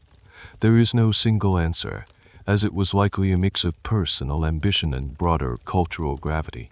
You see a stall selling cheap, brightly colored ceramic figurines, crude copies of the elegant ones found in aristocratic tombs. They depict foreign dancers and armed guards, just like the expensive ones, but their faces are smudged and their colors are garish. A child is begging his mother to buy one. Even he, in his own way, is drawn to the glamour of the exotic. The fashion craze you now see is not just a conversation among the rich. It's a city-wide dialogue. The princess in her silk and the shopkeeper's wife with her hand-stitched collar are participating in the same trend, just in different dialects. The great river of style that flows from the palace doesn't just stop at the gates. It branches out into 1,000 tiny streams, seeping into every market and every alleyway, until the entire city is saturated with the dream of Persia. You're sitting in a wine shop in the West Market, sipping a cup of something decidedly less refined than what your cousin served, but which still carries the exotic tang of grape. The place is crowded, a microcosm of the market itself. Merchants, off-duty soldiers, translators, and travelers are all packed onto low benches, their conversations a dozen languages deep. And as you sit there, observing, a simple but powerful realization clicks into place. The most effective advertisements for this whole foreign fashion craze are not the princesses in their palaces, but the foreigners themselves. They are walking, talking billboards for their cultures. Every GDI and merchant who walks into a government office to negotiate a deal, every Uyghur horse trader who haggles in the livestock pens, every Persian priest who walks to his fire temple, is a living demonstration of the HUFU aesthetic. They don't have to try to be fashionable. They simply are the source code. You watch a man at a nearby table. From his pointed felt hat and the trim of his coat, you guess HES from the oasis city of Khotan. He's talking inimitably with a Han Chinese man using a translator to bridge the gap. His clothes are not luxurious, but they are authentic. His boots are worn from travel, his tunic practical and sun-faded. And the Chinese man he's talking to is leaning in, not just listening to his words, but absorbing his entire presence, his gestures, his confidence, and the cut of his clothes. This is how influence spreads, not through decrees, but through direct, personal contact. These foreigners weren't just visitors. Chang'an had large, permanent communities of expatriates. The Sojidians, in particular, were the undisputed masters of the Silk Road trade, and their neighborhoods in Chang'an were bustling centers of commerce and culture. They built their own temples, maintained their own traditions, and, crucially, ran their own businesses, including textile workshops, wineries, and taverns. The tavern you're sitting in right now is likely owned by a Sojidian family. This gave them a unique role in the city's social fabric. They were the gatekeepers of authenticity. If a young nobleman wanted the real thing, a genuine Persian brocade, not a local copy, a properly aged wine from Turpan, not a hastily fermented local brew, he had to go to them. This made them not just merchants, but tastemakers. They were the living embodiment of the brand. There's a little-known layer to this story: the role of the official foreigners. Envoys, diplomats, and princes from tributary states were a constant presence in Chang'an. They came to pay homage to the emperor, and they were housed in special government quarters. Their official tributary missions often included gifts which were, in reality, high-end trade goods. A gift of a dozen Sasanian silver plates or a troupe of dancers from Bukhara was both a political act and a major cultural injection. The styles worn by these high-ranking foreign delegations would be instantly noted and copied by the fashion-conscious cool. The academic debate here focuses on a very modern-sounding concept: identity. Did these foreigners maintain a distinct, separate identity, or did they assimilate over time? The evidence suggests both happened. Many Sojidian families lived in China for generations. They learned to speak Chinese, took Chinese names, and some even sat for the civil service exams and became Tang officials. The epitaphs they left behind show a fascinating blend of cultures, with the deceased praising both their Sojidian ancestry and their loyalty to the Tang emperor. They were becoming Chinese, but they were also, in the process, changing what it meant to be Chinese. The dancer from the banquet, the one who performed the Sojidian whirl, enters the tavern to meet someone. She's not in her performance costume now, just a simple tunic and trousers. She's recognized instantly. A few patrons call out to her, and she smiles back. She is a celebrity, a brand ambassador for the exotic. Whether she was born in Samarkand or just down the road in the Weavers' District is irrelevant. She performs Sojidian-ness for a living. You realize that the term barbarian is far more complex than it first appears. At the court level, it's a condescending term for an uncivilized outsider. But here, on the street, it's a synonym for cool. It means new, exciting, and maybe even a little dangerous. To be a who was to be interesting. And for the young, status-hungry residents of Chang'an, dressing like one was a way to borrow some of that interest, to wrap yourself in the glamour of the Silk Road. The foreign models weren't posing in a studio. They were living their lives, and all of Chang'an was watching and taking notes. Just as you're starting to believe that the entire world has happily embraced the trouser and the tunic, you are served a cold, sobering dose of reality. You are in your father's study, a quiet room that always smells of ink and old books. He is entertaining a guest, a senior official from the censorate, the government's disciplinary and supervisory agency. The man's name is Censor Wei, and he is the human embodiment of a disapproving frown. Censor Wei is dressed in the most severe traditional court robes imaginable. His wide sleeves are perfectly starched. His tall black hat is perched on his head with geometric precision, and his face is a mask of stern, Confucian propriety. He speaks in a low, rumbling monotone, and every word is a criticism. He is here to complain, and today his target is the moral decay of the capital, a decay he sees written in the very clothes people are wearing. The natural order is in chaos, he intones, sipping his tea with a pained expression as if it too were somehow morally suspect. Men dressing like foreign grooms, women galloping through the streets in the garb of men. The sacred division between Chinese and barbarian, between male and female, is being dissolved. It is an offense to the ancestors and a threat to the harmony of the state. This is the other side of the fashion coin. For every young dandy embracing the HUFU, there was a censor way decrying it. These were the conservative elites, the scholar officials who had spent their lives steeping in the Confucian classics. For them, Clothing wasn't a matter of style. It was a matter of ritual and cosmic order. The proper robes were a physical manifestation of a person's role in the rigid social hierarchy. A wide sleeve wasn't just a sleeve. It was a symbol of civilization, of a society where the ruling class governed through intellect and morality, not brute force. To them, the tight-fitting, practical hufu was a regression. It was the clothing of soldiers, merchants, and nomads, people who lived by action, not by contemplation. It represented a dangerous slide towards the values of the barbarians they had spent centuries trying to civilize or hold at bay.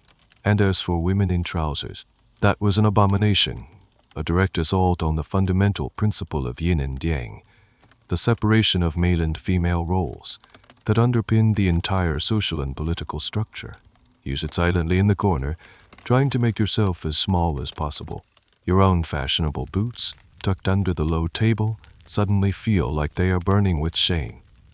These Tukao conferences, as you might secretly call them, were a real and persistent feature of the Tang court. The historical records are full of memorials, formal petitions to the throne, written by conservative officials lamenting the new trends.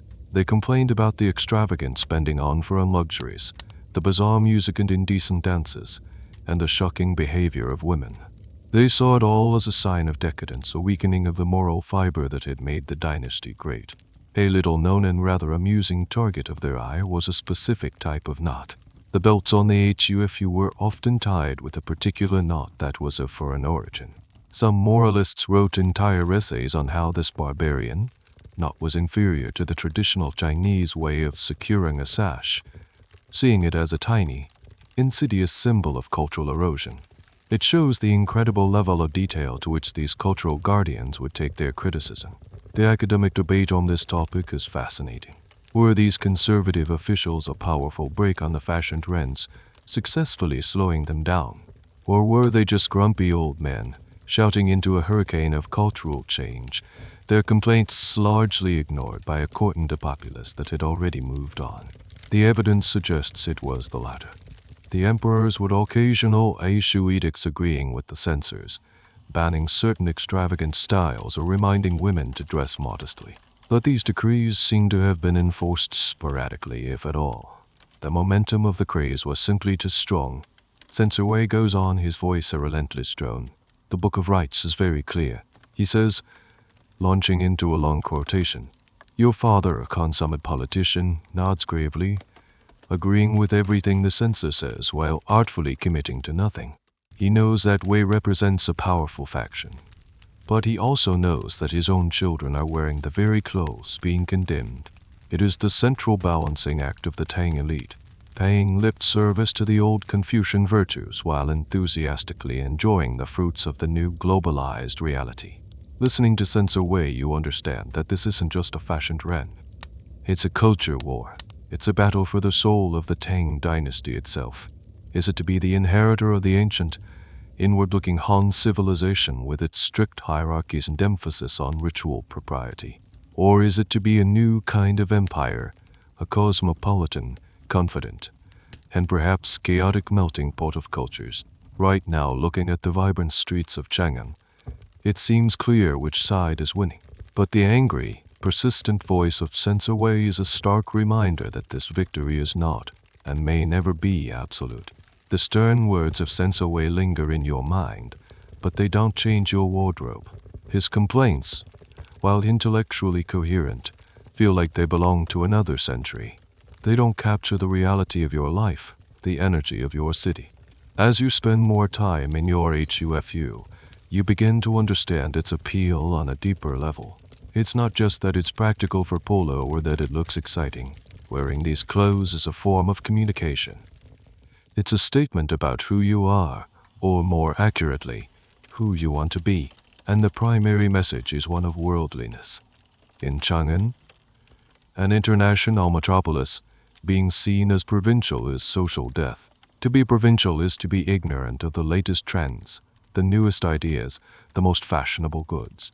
It means your frame of reference is limited to your own ancestral lands, while the real action, the great game of culture and power, is happening on a global stage.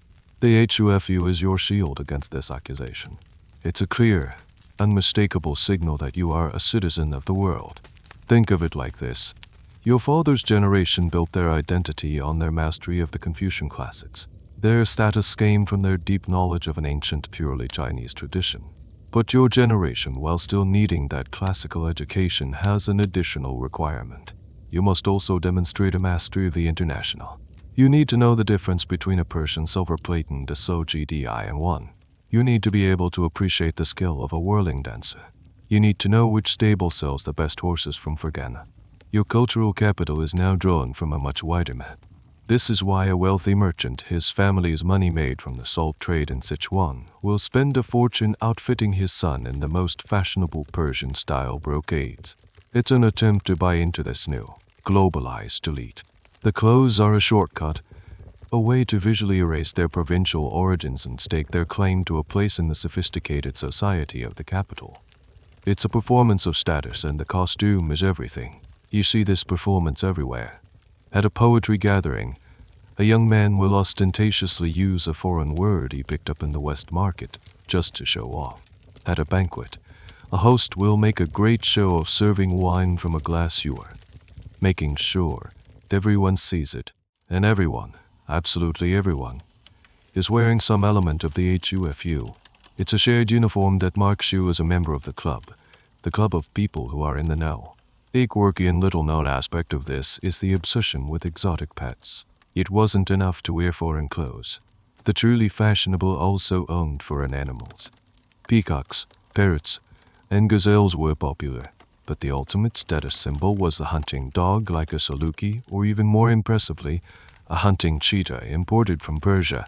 These animals were extensions of the owner's identity, wild, beautiful, and from a land far, far away. Walking through the city with a leashed cheetah was the 8th century equivalent of parking a foreign luxury sports car outside a fancy restaurant. This is where a subtle but important historical debate comes into play.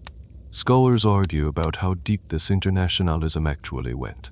Was it a genuine, intellectual curiosity about other cultures? Or was it, as Censor Wei would argue, a superficial and decadent form of consumerism? The truth is, it was likely both. For some, like the famous monk Xuanzang who traveled to India, the drive was for knowledge and spiritual enlightenment. For others, it was almost certainly about fashion and status. For most people, like you and your cousin, it was a comfortable blend of the two. You genuinely find the foreign styles exciting and aesthetically pleasing, but you are also keenly aware of the social advantages they bring. You realize that what you're wearing is not just barbarian clothing. It has been transformed. Once it arrives in Chang'an and is adopted by the elite, it is no longer so GDI or Persian. It is now Tang fashion. It has been detached from its original cultural context and absorbed into a new one. It has been given a new meaning. Its new meaning is, I am modern, I am sophisticated, I am at the center of the world. You are at a garden party. Damon you vaguely know, the son of a canal commissioner, is telling a long, boring story, but you're not really listening. You're looking at his belt. The plaques are made of white jade, intricately carved. His boots are of the finest black leather, polished to a mirror shine. His silk tunic has a perfect pearl roundel pattern. He might be a dull conversationalist, but his clothes are speaking volumes. They are telling everyone in the garden that he is a man of consequence, a man of taste, a man of the Tang Dynasty in its golden, global age. And everyone, without a word being said, understands him perfectly. The fashion for foreigners has another, even more startling effect on your society, one that Censor Wei found particularly offensive. It seems to be subtly redrawing the very lines between male and female. You first noticed it with your sister in her polo trousers, but as you look closer, you realize it's a much deeper phenomenon. The strict traditional boundaries of gender presentation are becoming surprisingly, fashionably blurry. The most visible example is the one you've already seen. Women in men's clothing. But it's not just for the polo field anymore. You see a noble lady and her attendants walking through a temple garden. She is not dressed in a feminine adaptation of the HUFU. She is in full on masculine drag. She wears a man's dark, round-collared robe, a man's sturdy leather belt, and a man's hat. She walks with a confident, mannish stride. Her attendants, also in male attire, follow her. If you only saw their silhouettes from a distance, you would assume they were a young lord and his retainers. This is not a fringe activity. It has become a genuine craze in the highest echelons of society. It seems to have started like so many things with the court ladies of the palace, and then spread outwards. For a woman, dressing as a man was the ultimate fashion statement.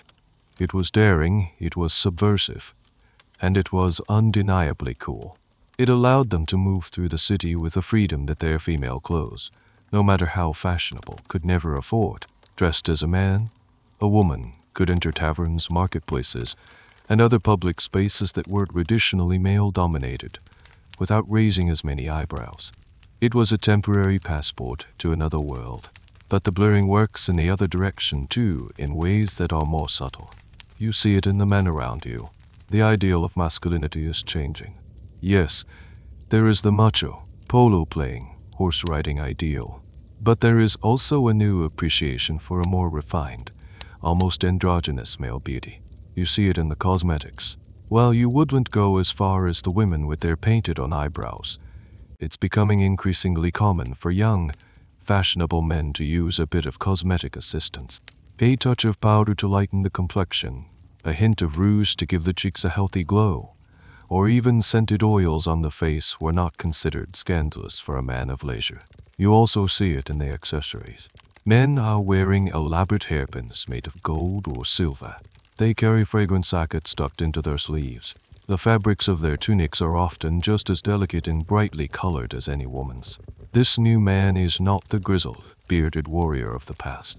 He is a sophisticated urbanite, a dandy who is not afraid to embrace beauty and luxury. This is where historians enter a complex and fascinating debate. Was this blurring of gender lines a sign of a genuinely more liberal and open-minded attitude towards gender? Or was it just another form of exoticist where playing with gender roles was seen as another barbarian or foreign affectation? A thrilling but ultimately superficial game for the elite. Some scholars argue that the influence of nomadic cultures, which often had more fluid gender roles than sedentary Han society, played a significant part. Others argue it was a product of the sheer confidence and decadence of the High Tang, an anything-goes attitude that extended to gender performance. A particularly odd and little-known manifestation of this trend was the fashion for sickness. Some accounts describe a period where it became stylish for young aristocratic men to cultivate a deliberately frail and languid appearance, as if they were too refined and sensitive for the harsh realities of the world. They would walk slowly, speak in weak voices, and even use makeup to look paler. It was a complete inversion of the polo player ideal, and it shows just how varied and contradictory the performance of masculinity could be. You see a perfect example of this complex new reality at another one of your uncle's banquets. He has hired a troupe of musicians. The lead singer is a man, but he is dressed in a flowing, brightly colored robe. His face is delicately made up, and he sings in a high, ethereal voice about love and loss. The audience is captivated. Later in the evening, two of the female guests, dressed in perfect replicas of men's riding gear, perform a sword dance, a traditionally masculine display of martial skill. No one finds this strange. On the contrary, they are applauded for their skill and their daring. It feels like the old rules are being playfully suspended. In the cosmopolitan bubble of Chang'an's high society, identity has become a performance. You can be a scholar one day, a horseman the next, and a woman can be a man for an afternoon.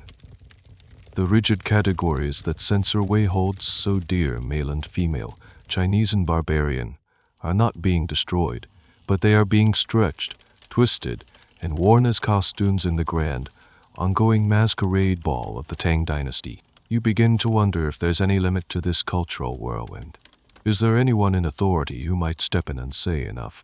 You think of Censor Wei and his ilk, but you know their grumbling has little real effect. The ultimate arbiter of taste, the final authority on what is and is not acceptable, is, of course, the Son of Heaven himself, the Emperor Xuanzang. And as you piece together the stories you hear at court and the gossip from the palace, you come to a startling conclusion. The Emperor isn't just tolerating this fashion craze. He is its biggest fan. Emperor Xuanzang, who has now been on the throne for decades, presided over the high water mark of the Tang Dynasty. His reign is known as the Yuan era, a golden age of peace, stability, and immense cultural flourishing, and he is a man of complex and often contradictory tastes. On the one hand, he is a great patron of the traditional arts. He is a gifted poet and calligrapher, and he founded the famous Bear Garden, the first major imperial academy for music and drama in Chinese history, dedicated to preserving and refining traditional performance arts. But on the other hand, the emperor has a voracious appetite for the new, the exotic, and the exciting. He loves horses perhaps more than anything else. He owns thousands of them, including vast herds of the prized celestial steeds from Fergana. He had a whole troop of dancing horses that were trained to perform for him at his birthday banquets, bedecked in rich silks and jewels, stomping their hooves in time to the music. His passion for equestrian alone made the hufu the default costume for anyone who wanted to be in his favor. His personal life is also a testament to his love for the foreign. His most beloved consort, the legendary Yang Guifei, was famous for her love for music and her skill at the Soji Iron Whirl. The emperor's favorite general and confidant for a time was the larger-than-life and Lushan, a man of non-Han heritage who embodied the barbarian persona, charming the court with his blunt, for ways before his ultimate betrayal. The emperor surrounded himself with the very things the conservatives railed against. You hear stories from the palace. The emperor's private banquets are not stuffy, ritualized affairs. They are lively parties, filled with the sounds of foreign orchestras, the sight of whirling dancers, and the taste of grape wine. He actively recruited musicians from Kucha and Bukhara to be part of his imperial ensembles. He sponsored polo matches. His enthusiastic patronage was the engine that drove the entire trend. If the emperor himself thought it was cool to watch a Soji and dance, who was a minor official to disagree? This is a point of significant debate for historians. Was Xuanzang a visionary ruler who fostered a brilliant cosmopolitan culture? Or was he a decadent emperor who, in his later years, neglected his duties in favor of pleasure and entertainment, allowing the foundations of the state to be weakened by his obsessions? The traditional Confucian historians, writing after the dynasty's fall, painted him as the latter. They saw his love for foreign music and his infatuation with Yang Guifei as direct causes of the chaos that was to come. More modern historians tend to have a more nuanced view, seeing him as a complex figure who presided over both the peak of Tang glory and the beginning of its decline. A curious, little-known detail that highlights the emperor's personal taste is his fascination with a very specific type of foreign music. He was obsessed with a grand orchestral performance style from the city of Kucha, an oasis kingdom in the Tarim Basin. This Kuchie and music required a huge number of musicians playing lutes, harps, pipes, and a vast array of percussion instruments. The emperor established a special section of the imperial conservatory just for practicing and performing this music. It was the sound at court for years, and to be able to discuss its finer points was a sign of true sophistication. So, the fashion craze is not a grassroots rebellion against the establishment. It is the establishment. The culture flows from the top down. The reason you can wear your boots and tunic without serious repercussions is because the man on the dragon throne is, metaphorically speaking, wearing them too. His personal tastes have shaped the aesthetic of an entire generation. His love for the dynamic, the vibrant, and the foreign has given everyone else permission to indulge their own curiosities. The entire empire is, in a way, just following the lead of its most powerful tastemaker. The problem with a fashion so closely tied to one man, however, is that it is only as stable as he is. For decades, your life and the life of everyone in Chang'an has been a glorious, sun-drenched festival. The city has felt like the eternal center of a peaceful, prosperous world. The passion for foreign styles, the lively games of polo, the whirling dancers, they're all part of an endless celebration of the Tang's power and confidence. You have grown up believing this is the natural state of things, that the party will never end. Then, in the winter of 755, the music stops. The news comes first as a trickle of confusing rumors, then as a torrent of horrifying fact. And Lushan, the emperor's favorite general, The portly Sojidi, Iron Turkic man who was a master of the Sojidi Iron Whirl, has rebelled. He has turned his formidable frontier army, the most powerful fighting force in the empire, against the throne. He has marched south from his military governorship in the northeast and is now heading straight for the heart of the empire. The city of Chang'an is thrown into a state of panic. The same people who, just weeks before, were debating the merits of a new shade of silk are now desperately trying to figure out how to flee. The government, which seemed so powerful and unshakable, is suddenly paralyzed with indecision. The emperor's one song, the great patron of the arts and fashion, is now an old, heartbroken man, seemingly incapable of mounting an effective defense. The rebellion led by Lushan is a cataclysm.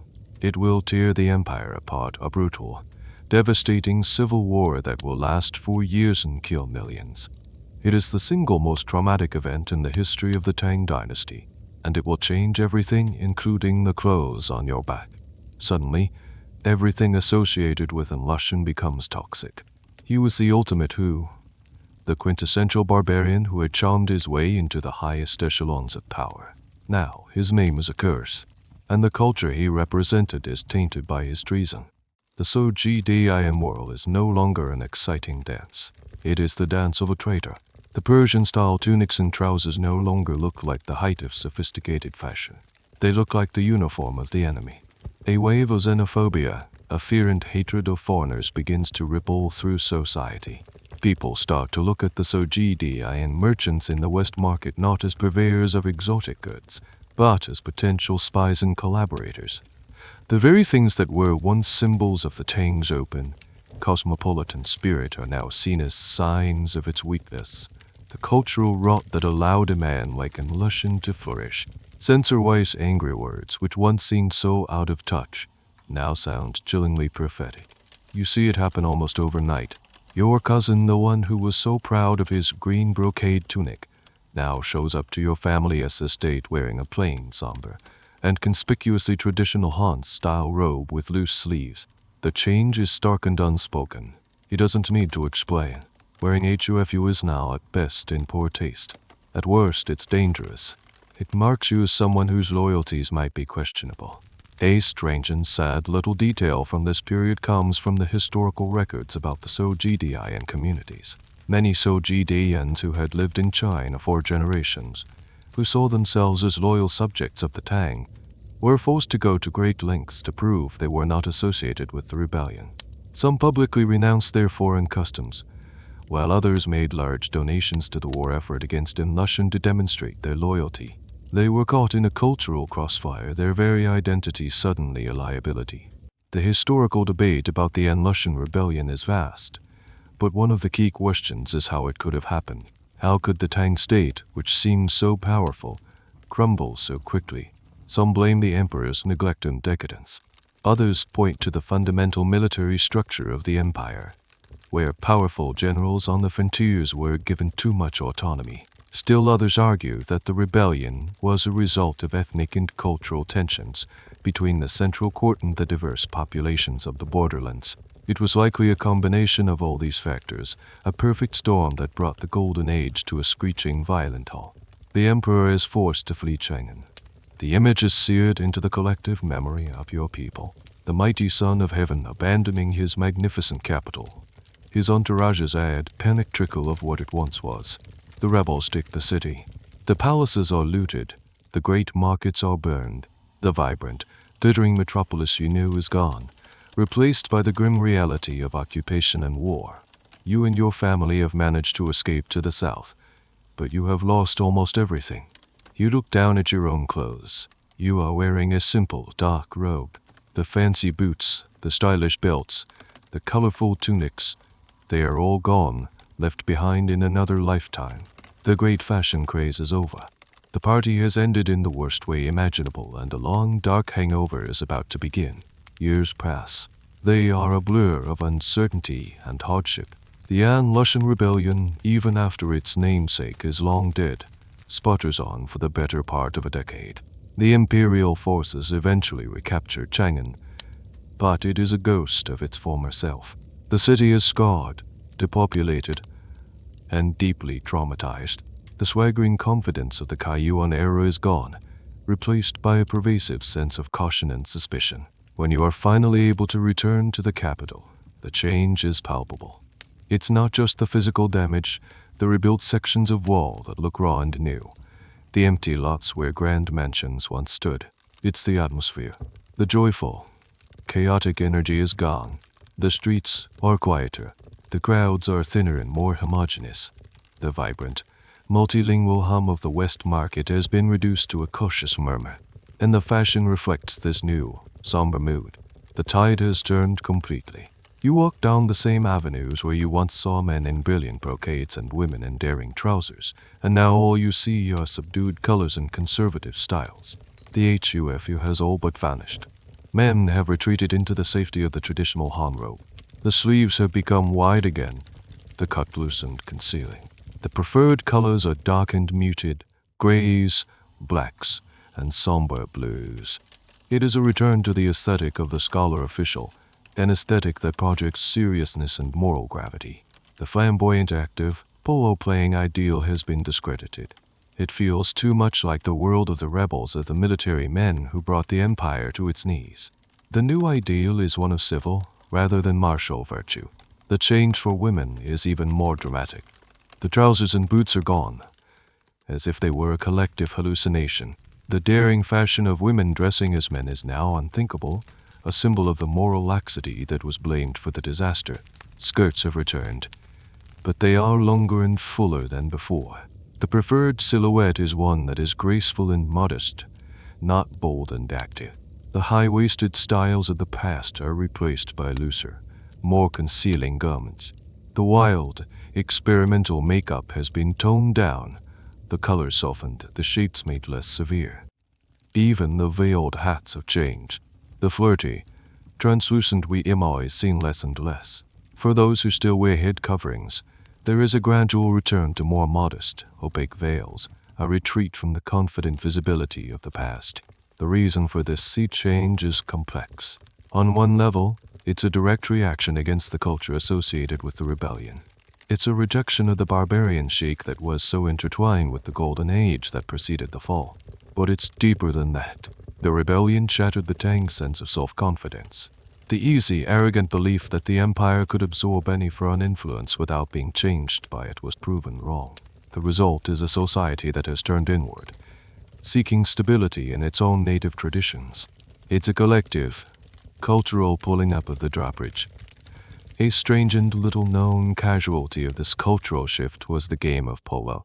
While it didn't disappear entirely, its popularity plummeted. It was too martial, too foreign to associate it with the freewheeling aristocratic culture of Xuanzang's court. It was gradually replaced by more genteel, civilized pastimes, like landscape painting and antiquarianism. Historians debate the speed and totality of this reversal. Some argue that the hufu craze was already on the wane before the rebellion, a fashion cycle naturally coming to an end. They suggest the rebellion simply accelerated a process that was already underway. Others argue that the break was sharp and dramatic, a direct cultural consequence of the political trauma. The archaeological evidence from dated tombs seems to support the latter view, showing a distinct and relatively abrupt shift in the types of clothing depicted on figurines and murals from the pre- and post-rebellion periods. You meet an old friend on the street, someone you used to play polo with. He looks older, more tired. He is dressed in a dark, wide-sleeved robe. You are dressed the same. You talk for a few minutes about the difficulties of rebuilding your family fortunes, about the price of grain. You don't mention the old days. You don't talk about the brightly colored tunics or the spirited horses. It's an unspoken taboo. That was a different world, a world of reckless, joyful youth. This new world is one of cautious, somber adulthood. You walk past the ruins of a mansion that once hosted legendary parties. Weeds are growing in the foundations. A memory flashes in your mind. The sound of a soju in rum. The sight of a whirling dancer. The glint of a glass wine cup. It feels impossibly distant, like a dream you had long ago. The great fashion show has ended. The runway has been dismantled, and the audience has gone home to mend their broken world. Life settles into a new, quieter rhythm. The Tang Dynasty survives the rebellion, but It is a shadow of its former self. The empire is smaller, poorer, and constantly grappling with ambitious regional commanders who threaten the central government's authority. The era of grand, confident expansion is over, replaced by an age of introspection and consolidation.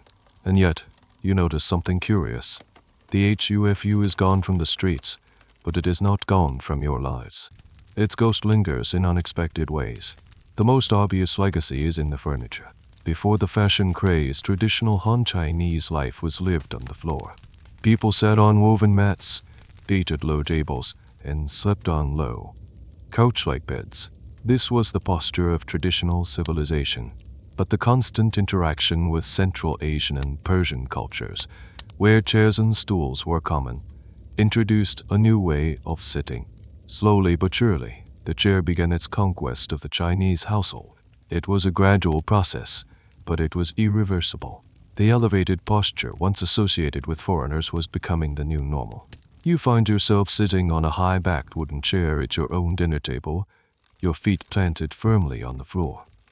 It strikes you that this simple act, now so commonplace, was once a barbarian custom. The practical active posture demanded by the HUFU and its associated lifestyle has fundamentally reshaped the way your people occupy their own homes. The influence is there in the clothes too, even if you have to look for it. The wide, flowing robes that are now back in fashion have changed. You notice that some of them incorporate elements that were learned during the foreign craze. The round collar, once a distinctly barbarian feature, is now a standard option on many formal Han robes.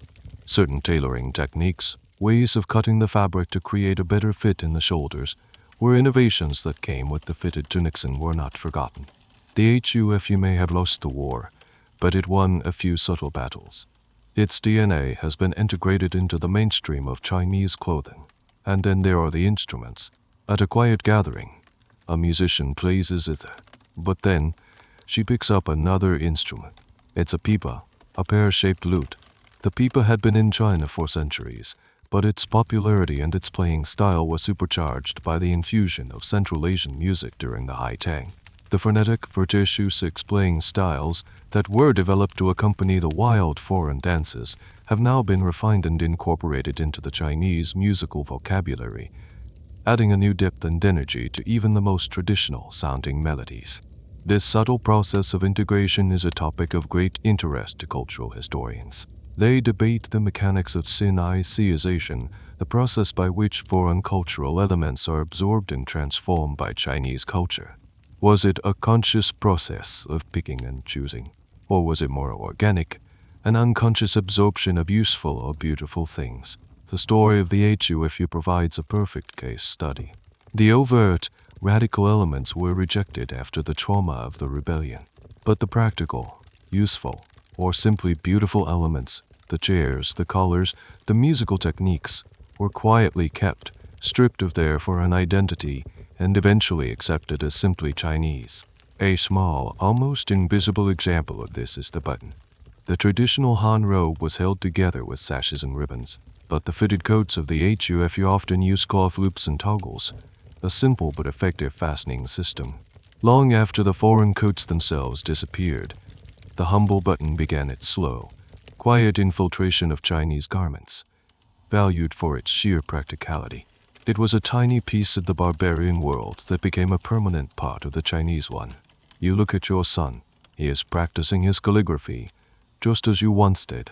He is wearing a proper, wide-sleeved scholar's robe, but he is sitting on a tall stool, a piece of furniture that would have been a shocking novelty in your own youth. Later, he will practice his music, not just on the zither, but on the pipa, his fingers flying across the frets with a new kind of energy. The world has changed. The memory of the great fashion craze has been suppressed, deemed a dangerous and decadent chapter of your history. But the ghosts of that era are all around you, hiding in plain sight, woven so deeply into the fabric of your daily lives that you no longer even see them. They are the quiet, permanent echoes of the time when all of China was obsessed with the West. The years continue to pile up like dust in the corner of a forgotten room. The Tang Dynasty stumbles on, a great, wounded beast that refuses to die. You are an old man now, your hair the color of frost, your memories longer than your future. Chang'an has been rebuilt, repopulated, and has even regained a measure of its former prosperity. But it is a different city. It is more cautious, more insular, more Chinese. The wild, vibrant, cosmopolitan energy of your youth is a story you tell your grandchildren, and you're not sure they entirely believe it. You walk through the West Market. It's still a place of trade, but the faces are less varied. The Sogdi and un-Persian merchants are mostly gone, their communities having scattered or assimilated completely in the xenophobic aftermath of the rebellion. The goods for sale are different too. There are fewer exotic luxuries from the far reaches of the Silk Road, and more practical, domestic wares. The artery that once pumped the lifeblood of the world into the heart of the Tang has been partially said. Looking back, you tried to make sense of it all. What was that whole dazzling episode about? That half-century when your civilization, so ancient and so proud, seemed to fall completely under the spell of another. It was, you realize, a perfect storm. It was the product of a unique moment in history when China was unprecedentedly powerful and confident. It was so sure of its own strength that it felt no fear in opening its doors to the world. It was an empire at the peak of its powers with the swagger and curiosity that comes with it. The hufu craze was not a sign of weakness, but a symptom of that immense, and perhaps excessive, self-assurance. It was the ultimate luxury of a society that felt it had nothing to lose. The fashion itself was more than just clothes. It was a cultural shorthand for a whole set of ideals. Freedom, mobility, dynamism, and a romantic connection to the dangerous and exciting world beyond the borders of the Middle Kingdom. To put on those boots was to step into a different identity, to become a participant in the great global adventure that was the Silk Road. It was a rejection of the static, inward-looking ideal of the Confucian scholar in favor of the active, worldly persona of the horseman and the explorer. The fall was just as significant as the rise. The Anlushan rebellion was a brutal lesson in the dangers of that very openness. It demonstrated that the barbarians could not always be controlled, that foreign influences could be a source of chaos, not just delightful consumer goods. The subsequent retreat into a more conservative, traditional culture was a natural defense mechanism, a collective decision to choose safety over excitement, stability over novelty. Historians in the future, you muse, will argue about the legacy of this period. Was the High Tang's cosmopolitan a brilliant, shining moment of cultural fusion, a golden age to be mourned? Or was it a dangerous, decadent flirtation that nearly destroyed the foundations of the state? The debate will likely never be settled, because it was both. It was a glorious incandescent flame that, by its very nature, could not burn forever and was destined to leave a trail of smoke and ashes. You pass a mirror shop, the polished bronze plates gleaming in the afternoon sun. You catch a glimpse of your own reflection, an old man in a dark, conventional robe. It's hard to connect this person to the young man you once were, the one who secretly tried on a wool tunic and felt the thrill of absolute freedom. But what did it all leave behind? More than just buttons and chairs, you think? It left behind a memory of a time when the world felt boundless, when everything seemed possible. It created a new set of archetypes in your culture. The bold, trouser-clad noblewoman, the dashing, polo-playing hero, the mysterious, whirling dancer. These figures would live on in poetry and song, a faint, romantic echo of a time when China looked outward with an open, hungry heart. The great fashion show was over, but its highlight reel would play in the nation's subconscious for centuries to come. It was a beautiful, chaotic, and ultimately unsustainable dream, and you were lucky enough to have lived it. The world has shrunk to the size of your room. The great avenues of Chang'an, the dusty plains of the polo grounds, the glittering halls of your uncle's estate, they are all distant landscapes in a country you can no longer visit. You are an island surrounded by a quiet sea of memories. On a cool autumn evening, a sudden chill in the air reminds you of the coming winter, and of all the winters that have come before. A fit of restless energy, a rare thing these days, propels you to your feet. You shuffle over to a large, dark camphor wood chest that has sat in the corner of your chambers for as long as you can remember. Your hands, now thin and spotted with age, tremble slightly as you lift the heavy lid. The scent of camphor and dry, ancient wood fills the air. It's the smell of time itself. Inside are the folded silks of your past lives, the somber robes of your middle age, the formal attire of your brief official career. But underneath them all, wrapped in a protective layer of ramy cloth, is something else. You know what it is. You haven't looked at it in decades. With a slow, deliberate motion, you unwrap the bundle, and there it is. Your first HUFU. The wool of the tunic is rough under your fingertips.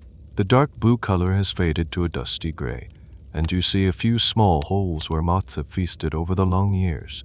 It's so much smaller than you remember. It was the garment of a boy full of a restless energy you can barely recall. You lift it, and it feels almost weightless, a ghost of a garment. You find the trousers and the leather boots. The leather is dry and cracked, the stitching frail. You would not dare try to put them on now. They would surely crumble. Then, at the bottom of the bundle, you find the belt. The bronze plaques are tarnished with a deep green patina, their luster long gone. You run your thumb over one of the squares. For a fleeting moment, you are not an old man in a quiet room.